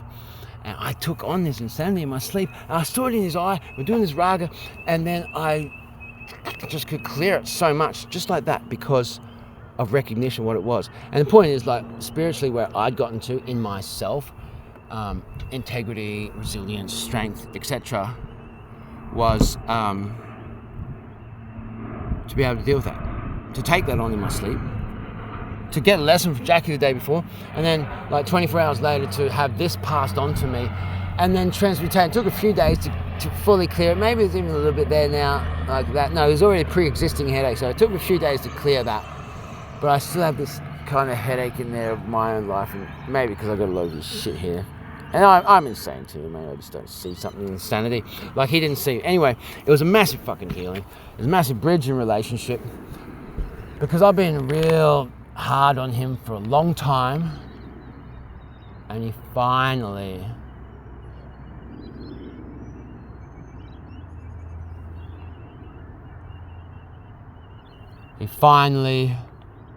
reached a point. And reaching that point was of even just surrendering the insanity on some spiritual level, so that I took it on magnetically, and then I transmutated it and processed it. And that's a massive thing. That's a massive step forward. And we caused physical resolution in this physical world because of it. You know, went and did this stuff. And that's a big deal. Then the next day was my birthday celebration that was being put on by by two friends. One of them cancelled. That's what it was all about. Just the only thing I agreed to was being somewhere at 5 p.m. So then they cancelled, and then, you know, like you get this solar activity and these induction currents when you got these auroras, you know, you get a headache and shit like that, and you feel fucked and all of that. And then I dug deep to get up and go. Plans all changed. My dogs were being excluded. It was all conditional. And then the plans changed. So I was like, well, I want to fucking include my dogs. And then someone else joined into the plan, and we made a plan, but turned out, oh no, like I explained to him that it's all about the fucking dogs now, because this has changed. So like it's about my dogs, because they feel the shit, and they're therapy dogs. I have these dogs because they're therapy dogs, right? They're therapy dogs for human beings. That's the reason I have these dogs, and started with grief dogs. Okay, so I got this thing going on with dogs, right? And it's all very intentional. It's all very specific, and it's the only fucking thing that's right in my life. And why then would these living creatures that are very conscious and very feeling be excluded on my birthday celebration, that these people who are closest people to me insist on putting insist on making part of my life? And it's a fire festival. It's the West End Fire Festival, which I think this sounds like a bit of a trademark thing. It's been going for years now. It's the West End Fire Festival. It's got this Brisbane City Council kind of permit thing going on, and then my friend's studio holds the official after party for the West End Fire Festival. And I've got to say, like that the operation was very smooth and tidy. The music was all very smooth and tidy, and progressive beats. They were very smooth. Like, these guys have gotten smooth. Fucking good on you. So yeah, okay, we'll rock down there. Then so the plan changed basically. I had this trailer that my fucking good mate, there's one other dude out there. He says this word, Louis. He says this thing, I wonder about the consciousness that underpins what people know. Louis, you're a fucking genius. You're one of the only people that are worth having a conversation like that with. Now, these people want to put on a birthday in my honour, so that I celebrate my life with friends, human friends, and my dogs were to be excluded because it's just too much hassle, or like they've got to be on, like for that. If I was going to be there at that point at 5 p.m, then yeah, I can't take all my dogs and have them run the round off lead, and I never put leads on them. So that was the kind of thing, like, it's just not going to happen, yeah? And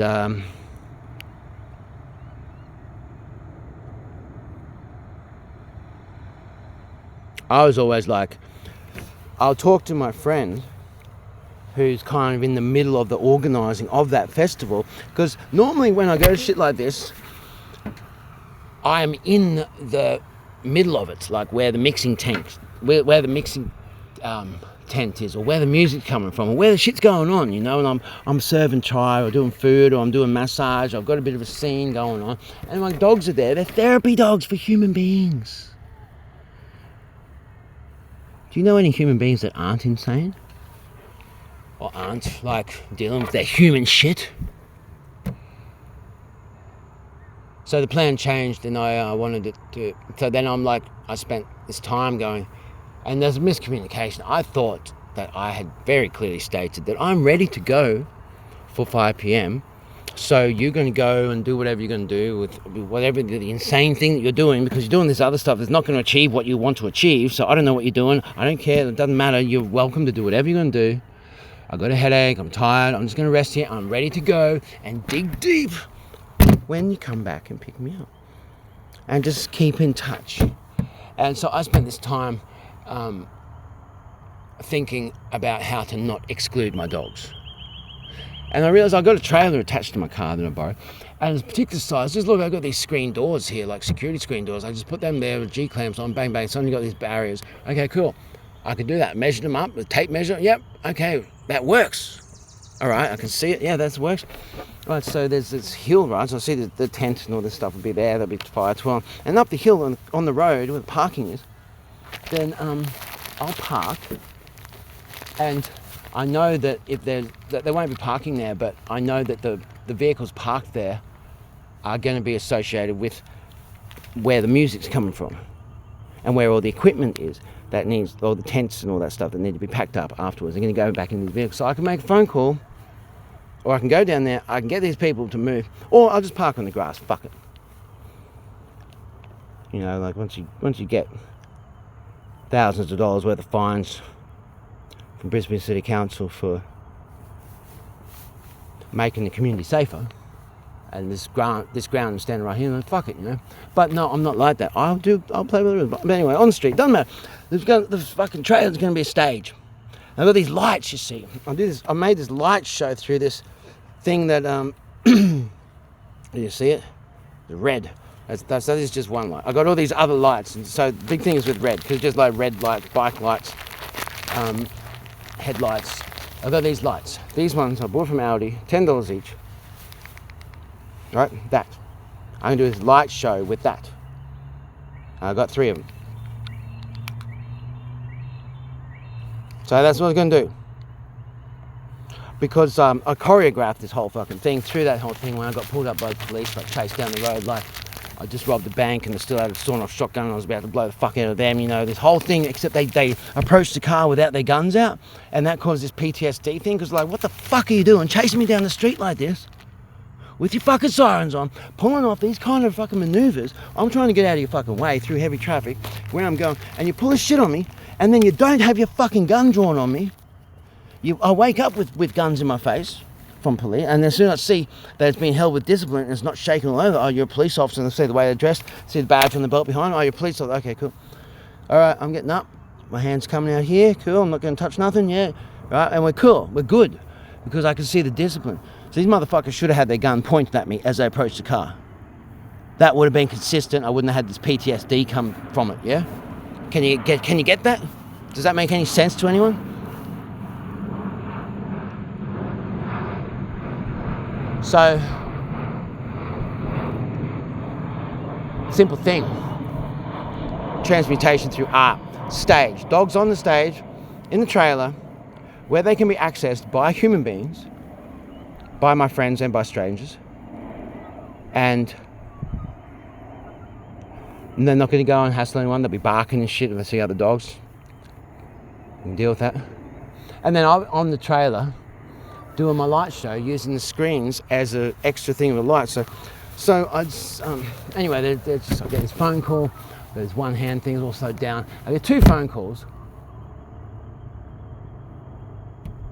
And you know, there's adjustment to people. And the second phone call is this fucking stress. Like fucking my lover, my friend, wants to have a fucking fight about shit. Once it's already been resolved, she wants to still have a fucking fight because of what it seemed to be from her point of view. Because I'm stuck on the fucking phone talking to my mate who wants to come and then put these conditions, once we make a plan, that I explain everything is the background of it. And so it's all about dogs. We make a fucking plan based on that. And then, oh no, I'm not getting involved with the dogs. Well, what the fuck does that mean? Because the dogs are the center of it, yeah? Anyway, I'll meet you where you are. You're coming, you know, like it's all the time. It's all meant to be. And then my lover calls me back and fucking just wants to have a fucking fight. After having such a beautiful sharing and intimacy and consciousness awakening experiences over the last like fucking 7 times that I've seen her, then she wants to have a fucking fight about something. And I'm like, I won't give you the fight, and I don't know what you're trying to achieve from this conversation, but I'm getting really stressed. From that point, bang, then my mate turns up, Andy. He's got the fucking, like, his car's running. He wants me to get in his fucking car and go. But I'm taking my car with the stage that I was fucking setting the lights up, because making the stage was nothing. It's like decorating with lights, setting the system. We made a plan, and now you don't want to be involved with it if the dogs are coming. But it is all about, you see? All he wanted to do was me get in the car, we go to the bottle, him insist on me buying, on him buying me some fucking nice alcohol to drink, and going there and having, like, he's rushing to have some kind of, what the fuck are you rushing to have? What experience are you rushing to have? Why are you in a rush? And why is it like you're not hearing? And he wouldn't let me say stuff. Something that should have taken 30 seconds to say, literally 30 seconds, half a minute, took like 15 fucking minutes to say. And it's such a stress to me because I care about how other people feel. And if I care about these people and I want them to be happy and I don't want them to be stressed, I care about how they feel, them having a good time when they come to honour my birthday with the conditions that they bring. It was fucking stressful. I tell you what, it's fucking stressful. Such a fucking stress. So I ended up only taking Elvis and having to give the dogs a run, and like he wanted to leave them. Like it was just fucking stress. But what I got from it after we got to my friend's studio later on, like there was so much like stress, there's so much texture, right? This is about texture, contrast, texture, like an oil painting that takes fucking days and days and days and days and days to paint. Texture, contrast, texture. My two closest friends, or two of my closest, two closest friends, my two closest friends. One of them born on the same day as my mentor, 4th of March. The other one, born on the same day as my brother, 21st of September. Coincidentally everywhere. Never looking much in this stuff, but I can't help but notice the mathematic accuracy to the coincidences being consistent. Now, the one born 21st of September, he's pretty level and very sensitive, but I don't know what the fuck was going on with him that night. So that sort of spelling, that tells me that he's not really in that great a place. And projecting onto me, and see, this is the point, like he sort of said, I can see that this night's going to go in a particular kind of way, and I go, oh, it could go that way, but that would have to be a self-fulfilling prophecy. But now that you've said that, then there's no way that I'm going to let it, because otherwise then you'll get that self-fulfilling prophecy as a result, and it's not fucking happening on my watch, especially not on my birthday celebration. That's for me, that's all conditional, that you guys are fucking insisting on putting on. Which is excluding the most important thing in my fucking life, since I don't really have my children in my life and everything else is...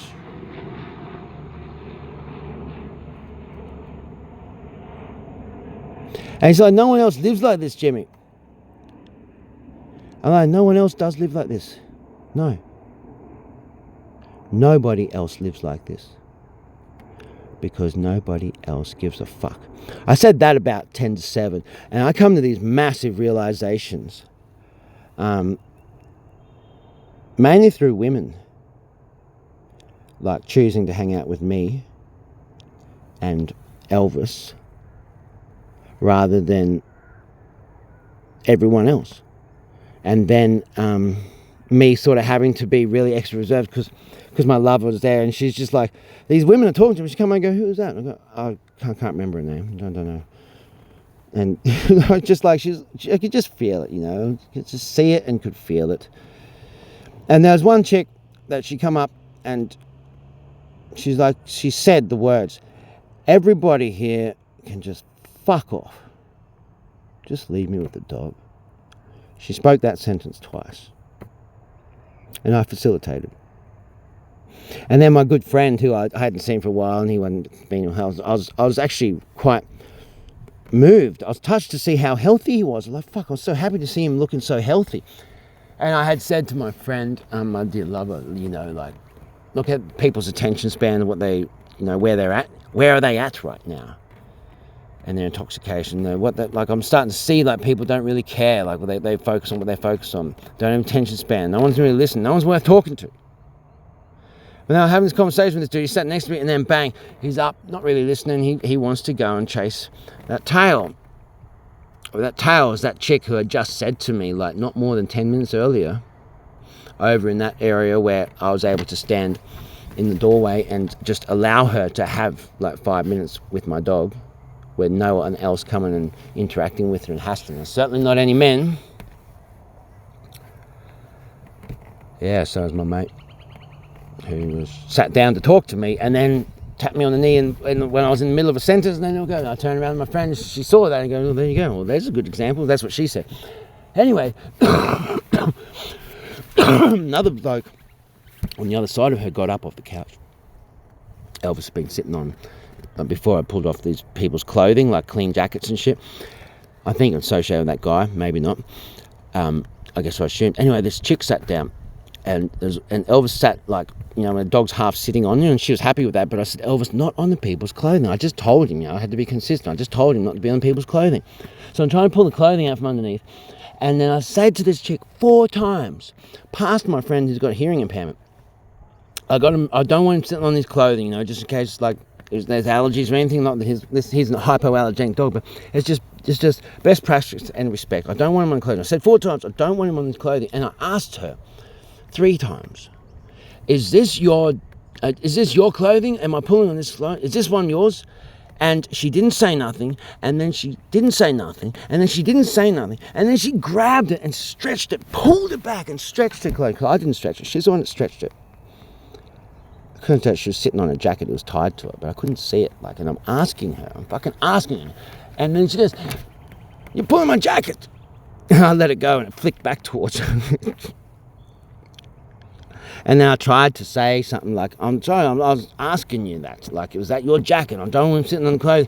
And they got this look from her, and then she looked at my lover, and then she turned and looked at this other dude, and then she's like, "Dude," she looked away from him, and then she looked straight ahead. She was happy to stay there.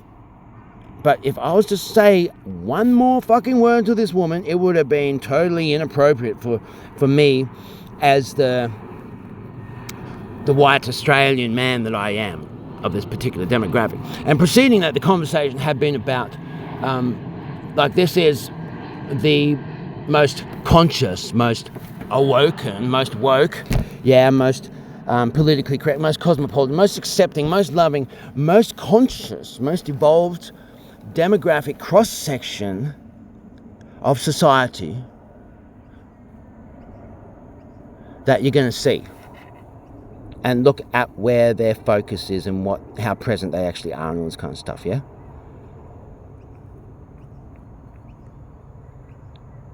And then my mate sat down next to me, and then he didn't give a fuck about anything I was saying. He wanted to chase that tail of the chick who was like, "Everyone here can just fuck off. Just leave him with the dog, you know." And there were 4 other chicks that said basically the same thing. They wanted to hang out with me and the dog, instead of all these other fucking idiots who were But there are other men that straight up that this is what they're about, and the women prefer that, Anyway, I had some other really profound conversations with men, with one other particular man as well. So I was fucking. But I saw my mate Johnny, and I had a terrible stressful time, and I fucking hugged him. That's a big thing to mention. Love you, Johnny. Fucking you were there for me that night. I never thought I'd ever need you in my life, but fucking spiritually I need you. I hugged him. I grabbed him. I seen him. And I hugged him. He was looking the other way as I fucking just bang locked in. And it was about 30 seconds or so before he realised it was me, and then he hugged me back. But he was there for the hug. Then I settled, and then I had these other experiences. So I sort of settled down. I started to see things for what they are, and I saw with this chick, I had this incredibly profound epiphany. She don't give a fuck. Those clothing that I was trying to pull out from underneath and try and explain, she didn't give a fuck. She didn't give a fuck about fucking nothing other than herself, her nose, 3 inches ahead of it, and her jacket. She didn't give a fuck what I was trying to do with the dog. She didn't give a fuck about the clothes. She didn't give a fuck about fucking anything. Fucking nothing. She did not give a fuck. And seeing that was a fucking massive liberation to me. A massive liberation. She don't give a fuck. She don't care. And then I looked around like, these people don't care. But what I got from that is a massive thing. Massive. The contrast of what she didn't give a fuck about and the contrast of how much she didn't give a fuck. And then I started to be able to, there's like these 2 different ways of looking at things that I was able to then put it onto everyone else around me. And I just had this fucking incredible awakening to the fact, including my 2 closest fucking people to me, that right there, and what they cared about and what they didn't care about, the contrast of what people care about and what they don't care about, and then the contrast of what they do care about and how much they don't care about and how much they do care about and what they do care about. Like, most people don't give a fuck about anything other than their own immediate fucking short-term fucking thoughts and their fucking desired fucking results from those thoughts. About here, the people looking like that, they don't give a fuck about anything else. Fucking nothing. They don't give a fuck. That's why I'm living like this, because I think people give a fuck. I think the words that they fucking say mean what the words they don't give a fuck. They don't care. You know, soft language? You know the fucking, like, if people don't say fucking no, like, if it's not a clear yes, if it's not a clear fucking yes, it's a no, yeah? You know that? That goes out to all soft language, all fucking soft. Maybe this, maybe that, the fucking anything where someone's speaking indirectly, if it's not a clear fucking yes, then it's a fucking no. And like with a woman, you don't know, you're not sure if a woman's interested in you or not. Well, the only way, like, if you fucking send a message to a woman, and she's in your fucking kitchen cooking dinner for you 8 minutes later, then she's interested in you. Otherwise, she's not fucking interested, okay? You want to know? If a Gemini is with you, and you're not sure if a Gemini fucking likes you or not, if that Gemini is fucking interacting with you in any fucking manner whatsoever, it's because you're worth interacting with, they like you. Otherwise, you won't get their fucking time. Alright, so, the people that get my time, then... Anyway, massive realization. I put all my time, energy, money into people. I've lost hundreds of thousands of dollars. I'm living in fucking destitute poverty beyond what anyone watching this could possibly imagine. You couldn't possibly fucking imagine that a person living in the middle of Brisbane, in Australia, could possibly be living in the poverty I've been living in since 2018. Well, since 24th September 2017. You couldn't possibly fucking imagine. You couldn't possibly imagine the amount of money that I've lost up until that time in people. It's all because of people not doing what they fucking said they were going to do, and then me choosing not to fight because I don't want to become that psychopath. The person that I would have to become to have that fight, I choose not to. So many times I've chosen not to become that person that I would have to become to even have that fucking argument, let alone lock in and have that fight, which I'll win. I don't have a fight unless I win the motherfucker. I won't have an argument unless I win. You can't argue against me because I won't take on an argument that I cannot win. You can argue with me, we'll have a great conversation fucking until you wind yourself around in a circle, give enough rope to fucking hang yourself so many times, but it won't matter because most people have got such cognitive dissonance, they're going to fucking die the last days in dementia anyway. They won't know who the fuck they are. They won't know who their children are. It's cognitive dissonance and something else. There's something else in that other than cognitive dissonance. There's something else. I can't put it into words and tell you what it is.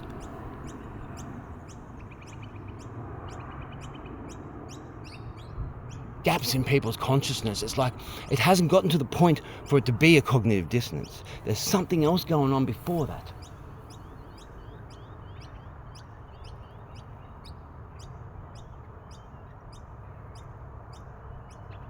I chose to be the change I wanted to see in the world and step it right up when I saw this thing about people being incompetent and not having accountability and cognitive dissonance thing I'm talking about. So what does that mean? I live and exist and am present in direct fucking conflict to people because I am being this, because I see this in the world, and because I see this in the world, I'm not going to be that, and I'm going to be this to counteract what I see in the world. But I've seen that in you and pretty much every fucking person.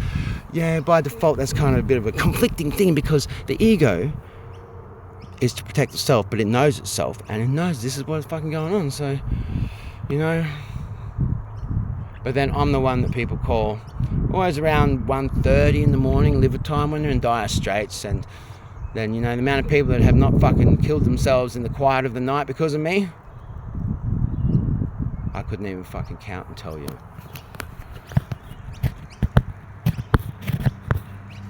Resonance. I've got a fucking headache that I can feel because my friend walks around with a fucking headache and gets migraines very frequently. And migraines that she gets very frequently are because of this other thing that's other than the cognitive dissonance thing. Like, it hasn't even got to a point where it can become cognitive dissonance. It's this other fucking thing. I've got a fucking headache from that and from everyone else walking around with a headache. All these people that walk around, they've got these looks on their faces, you know? Anyone's got a look embedded in their face. They are doing all this shit every day of their fucking lives that they have no idea why they're doing it. They don't know why they're doing what they're doing. They don't know.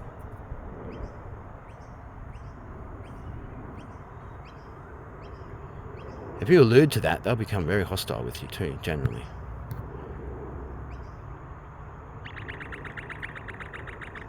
Or maybe not, but I suppose everyone's got all their range of behavioural emotions that they can go through, yeah? So that was 7 days ago. A massive fucking epiphany. Next day, I'll finish here. Next day, it was like putting everything in perspective. I felt really really grateful. I felt gratitude, felt really grateful, and I felt this perspective, that meant I really felt the power. I felt good on Sunday until about 4 o'clock, 3 o'clock. My daughter wanted to catch up, but she didn't want to come and check out this training. And it's like I ended up saying, look, I can't catch up with you at this time because I'm not rushing out here. I'm not stopping what I'm doing. I'm rushing out here to spend this time with you, to rush to training that you don't want to come and check out, which I've been begging you to come and check out since I met these people in September, when your mum went crazy, when I insisted the pups be born in your house so you have this experience. She has this experience 2 days after the pups are born. She goes fucking crazy, tries to throw a fucking lamp at my head, you shepherding, stopping her, getting a clean shot of my head. That whole thing, I was begging you, I was on my knees begging you to come and have a look at this training. So no, I can't come and see you. Even though I haven't seen you, 6 weeks? Well, you're offering me half an hour. I'll take that half an hour, but I can't do it now because I just don't have the resources within me to do that anymore, To rush over here. I'm not taking that risk. Anyway, there's solar activity there. She started feeling not good, and then I started feeling not good in the same minute. Become very sensitive to this stuff. I watch all this stuff. I can give you 4 graphs. Anytime you're not feeling good, suddenly, oh God, I feel dizzy, or I feel this headache of the migraine, or I feel a bit dizzy. I can give you 4 graphs showing you correlations, coincidentally, to the minute. Solar activity. And what's going on here on Earth. It's induction currents. When there's an aurora going on, I can give you graphs to the minute, how you started feeling. And these other things in astrology can show you to the fucking minute when you started feeling a certain way. My God, it's like whatever the fuck this mysticism is, there's something in it. Mathematical, geometric accuracy is what I'm putting across there. That bit can't be disputed. So I rock up, I fall apart at 6 o'clock. Like, I fucking fall apart. From feeling so good, I'm telling you, I fucking fell apart. I fell apart.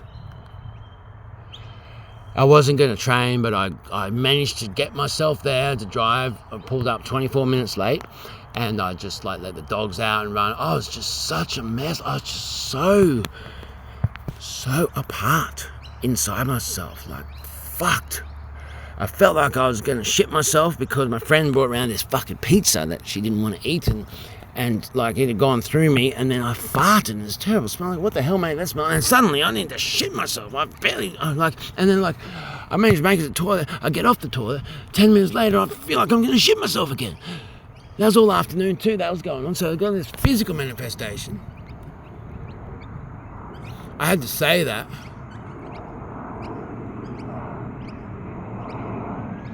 But I took my clothes in. I got there late. I don't think I can train. I'm going to sit down and watch. But I went in and got my changed anyway. Jackie took the training. Shane and Jaden were there. I was fucked up. I was physically sick. I was spiritually just, I don't know what the fuck, really. It's everything. And this is the thing. So I say I'll feel good tomorrow, and then 6 o'clock, I'll fucking fall to pieces. I think I might get over there first and then fall to pieces. I think it's a better thing to do. I'm telling you, spiritually, this was a whole other level than anything else ever experienced in my life. I fucking fell apart spiritually. And Jackie took the training. She fucking met me where I was at. In the most incredible, fucking God, she was incredible training. The exercises that she started the training with just cleared me. I was all over the fucking place. I still had that delusion thing going on from the insanity delusion thing going on from the Stardew, my friend Stardew. I was still clearing that. I was all over the place. I was fucked up. The stress I went through the night before, the realizations I had all integrated, all was acceptance, but I still had so much disharmony in my energy field and my mind, in my physical body. I'm telling you, I was fucked up, absolutely fucked up. And Jackie put me through these training exercises that was so with my eyes shut and stuff like that. And then when you open your eyes, you haven't been walking back in a straight line. See how that's a straight line? You think you're walking back in a straight line, but you not see how that thing's behind me because my eyes are open. But it's not. You open your eyes at the end of this training, which is your eyes are stayed shut for minutes and minutes and minutes. You've done all these different exercises, done all this different stuff. When you finally open your eyes, you're fucking whack over here. And I'm like, holy shit. And where's my head? Where's my posture? Everything. I'm looking down there, I'm just holy shit. Then it's so bang. But she guided me through it like a fucking master, genius, wizard. My God. I'm telling you, John's wife, Jackie, because quite often she's just John's wife. John's wife, Jackie, is a fucking master human being. I'm telling you, this woman is a fucking master. She's a witch, a wizard, a real fucking magic, spiritual fucking person, a master, genius. My God. And she's 81 years old, and she's fucking fit, and she's strong, and she's healthy. My God, she's got something. And she's teaching us these sword techniques. Fucking hell, this woman is beyond what I can describe to you. And she's been extremely understanding and accepting and nurturing to me in ways that I have been very touched and I've been very moved. And I did not think were going to be I would have experiences like that in my life. And I kind of lost faith and, just wanted to be part of my. So it's been really touching. And they really met me on my birthday in such a manner. It actually really touched me. And then this training, I've applied it in the training, So that's been a big thing. And this last training, fucking hell, it's... But I haven't really trained, I haven't done physical, I need to get myself physical fit. I'm not really doing much for physical fitness, I really am fit. I was quite disturbed how I was last night. Quite disturbed, I'm still talking here, there are dogs in the car, could be outside. There's a storm coming. It's new water in the atmosphere, the electricity comes with it. There can be a lightning bolt from the sun to the earth. You can't see it because there's no oxygen. You need oxygen to be able to see the plasma arc of electricity, of lightning. It can be like that for 3.5 days. Thousands of millions of volts, or millions of volts. We can't even measure the shit. A connection, a plasma connection of lightning from the sun to the earth in space that you can't see it because there's no oxygen. Imagine flying a spaceship through that thing. Yeah, so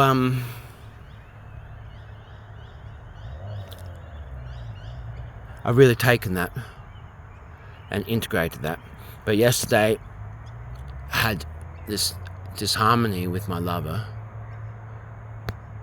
where it's we're just having this conversation. I'll just respond to what's said. This is what the thing is. I only respond to what's said. I'm just having a conversation. You said something and then so I responded to it. And now you're upset with what I said? How come I don't get upset with anything you say? And I don't want the responsibility that you're giving me because I make you feel a certain way or whatever. But anyway, there's just a simple thing she asked a question, so I answered the question. And it's no, I don't want to hear that. But you asked the question. Well, why don't ask the question? I don't Anyway, it was just a disharmony of I'm responding to what you're saying, and then you're saying all this other stuff that's completely irrelevant. And it's only an issue because I care about how you feel. And remember how stationed Neptune is of 3 days in this whole elliptical order. You're telling me that I'm fucking 6 times more sensitive than to feeling other people, how other people feel. I can even feel the fucking... I come to realize that on Thursday. It's this thing that I'm feeling for other people right now, focused on me, trying to catch me with drugs or selling drugs to people or whatever the fuck they think I'm doing. There's 4 people focused on me right now in 2 cars within proximity. The dogs can sense that too, as well as the sophisticated technology that they're applying towards me, inside my bus, around the perimeter, outside the perimeter, inside the perimeter. I feel it and I know it's there before the dogs start barking at it. And I know when to tell the dogs to be quiet and when I just cannot tell the dogs to be quiet, no matter what fucking time of day it is, because there's something fucking there. It has been there for like half an hour sometimes. Certainly a few minutes, certainly a few seconds before the dogs realise, you know, and sometimes they realise before me, but you know, like, there's so much that is there well ahead of time before the dogs realise. I can't fucking tell them not to be barking something that they suddenly realise there's some fucking thing flying underneath the bus, hovering there, looking at them.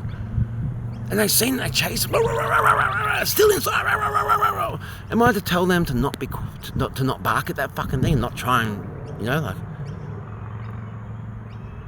These guys are very good though, and the technology they got is fucking incredible. I wonder about their conscious, like I can feel their consciousness, like they're just a certain level of consciousness that underpins what they know.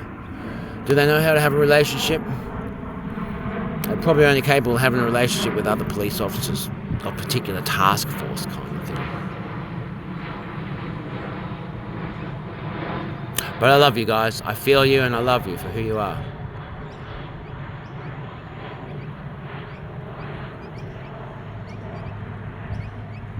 And I know one lives next door to my sister, and he feels a sadness for me and my sister. And I appreciate you feeling that sadness for me. And my sister. I appreciate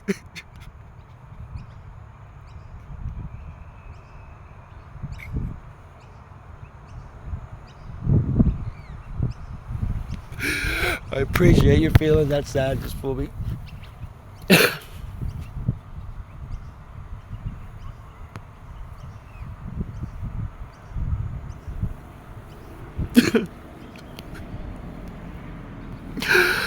I'm gonna be crying for a while here, and I gotta go do shit. I gotta get bow, I gotta give the dogs a drink, I gotta give the dogs the food. I'm like, got all this stuff going on. I've been here filming for a long time because I needed coffee. If I didn't get the coffee, I'd have a fucking terrible headache and I'd be suffering.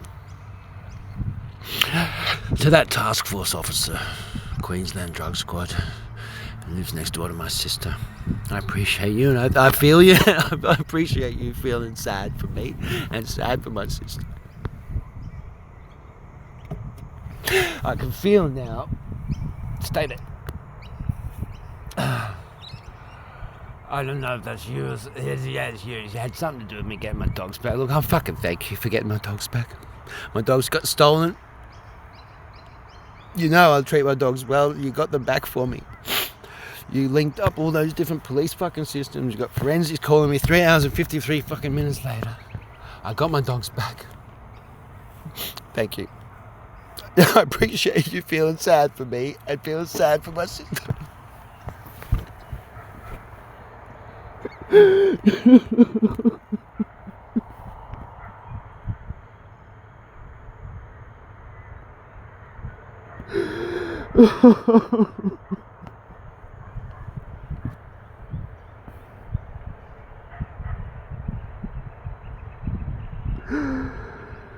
Oh, shit.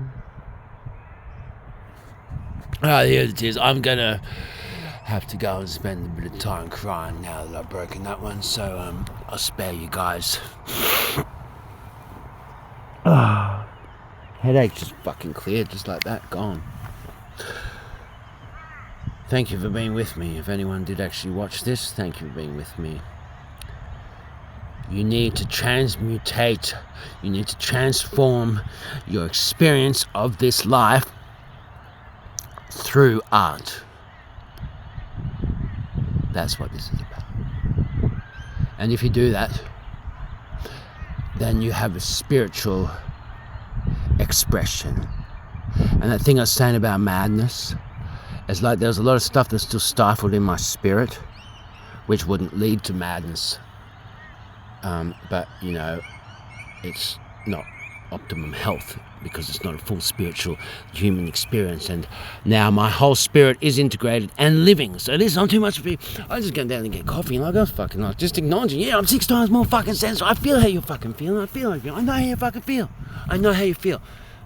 Like I just like everyone's really intense, but the thing is, I know how you feel. I'm not hiding that I don't know how you feel. I love you for who you are. I see you. And I met them where they're at, and I think everybody had a good experience on me. Even this woman that just came here before I started filming this, before I had to stop because yes. And now time's passing.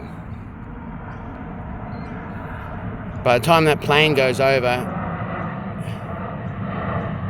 then the moon has changed, the ocean's changed, the earth has changed, the sun has changed, those clouds have changed, that new water to the planet has changed. Change is the only thing that can be relied on.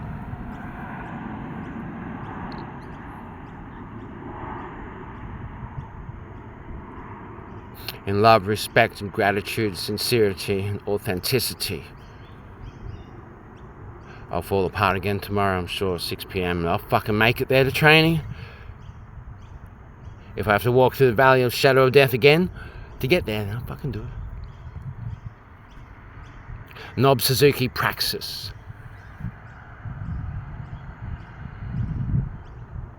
It's secure. Much love.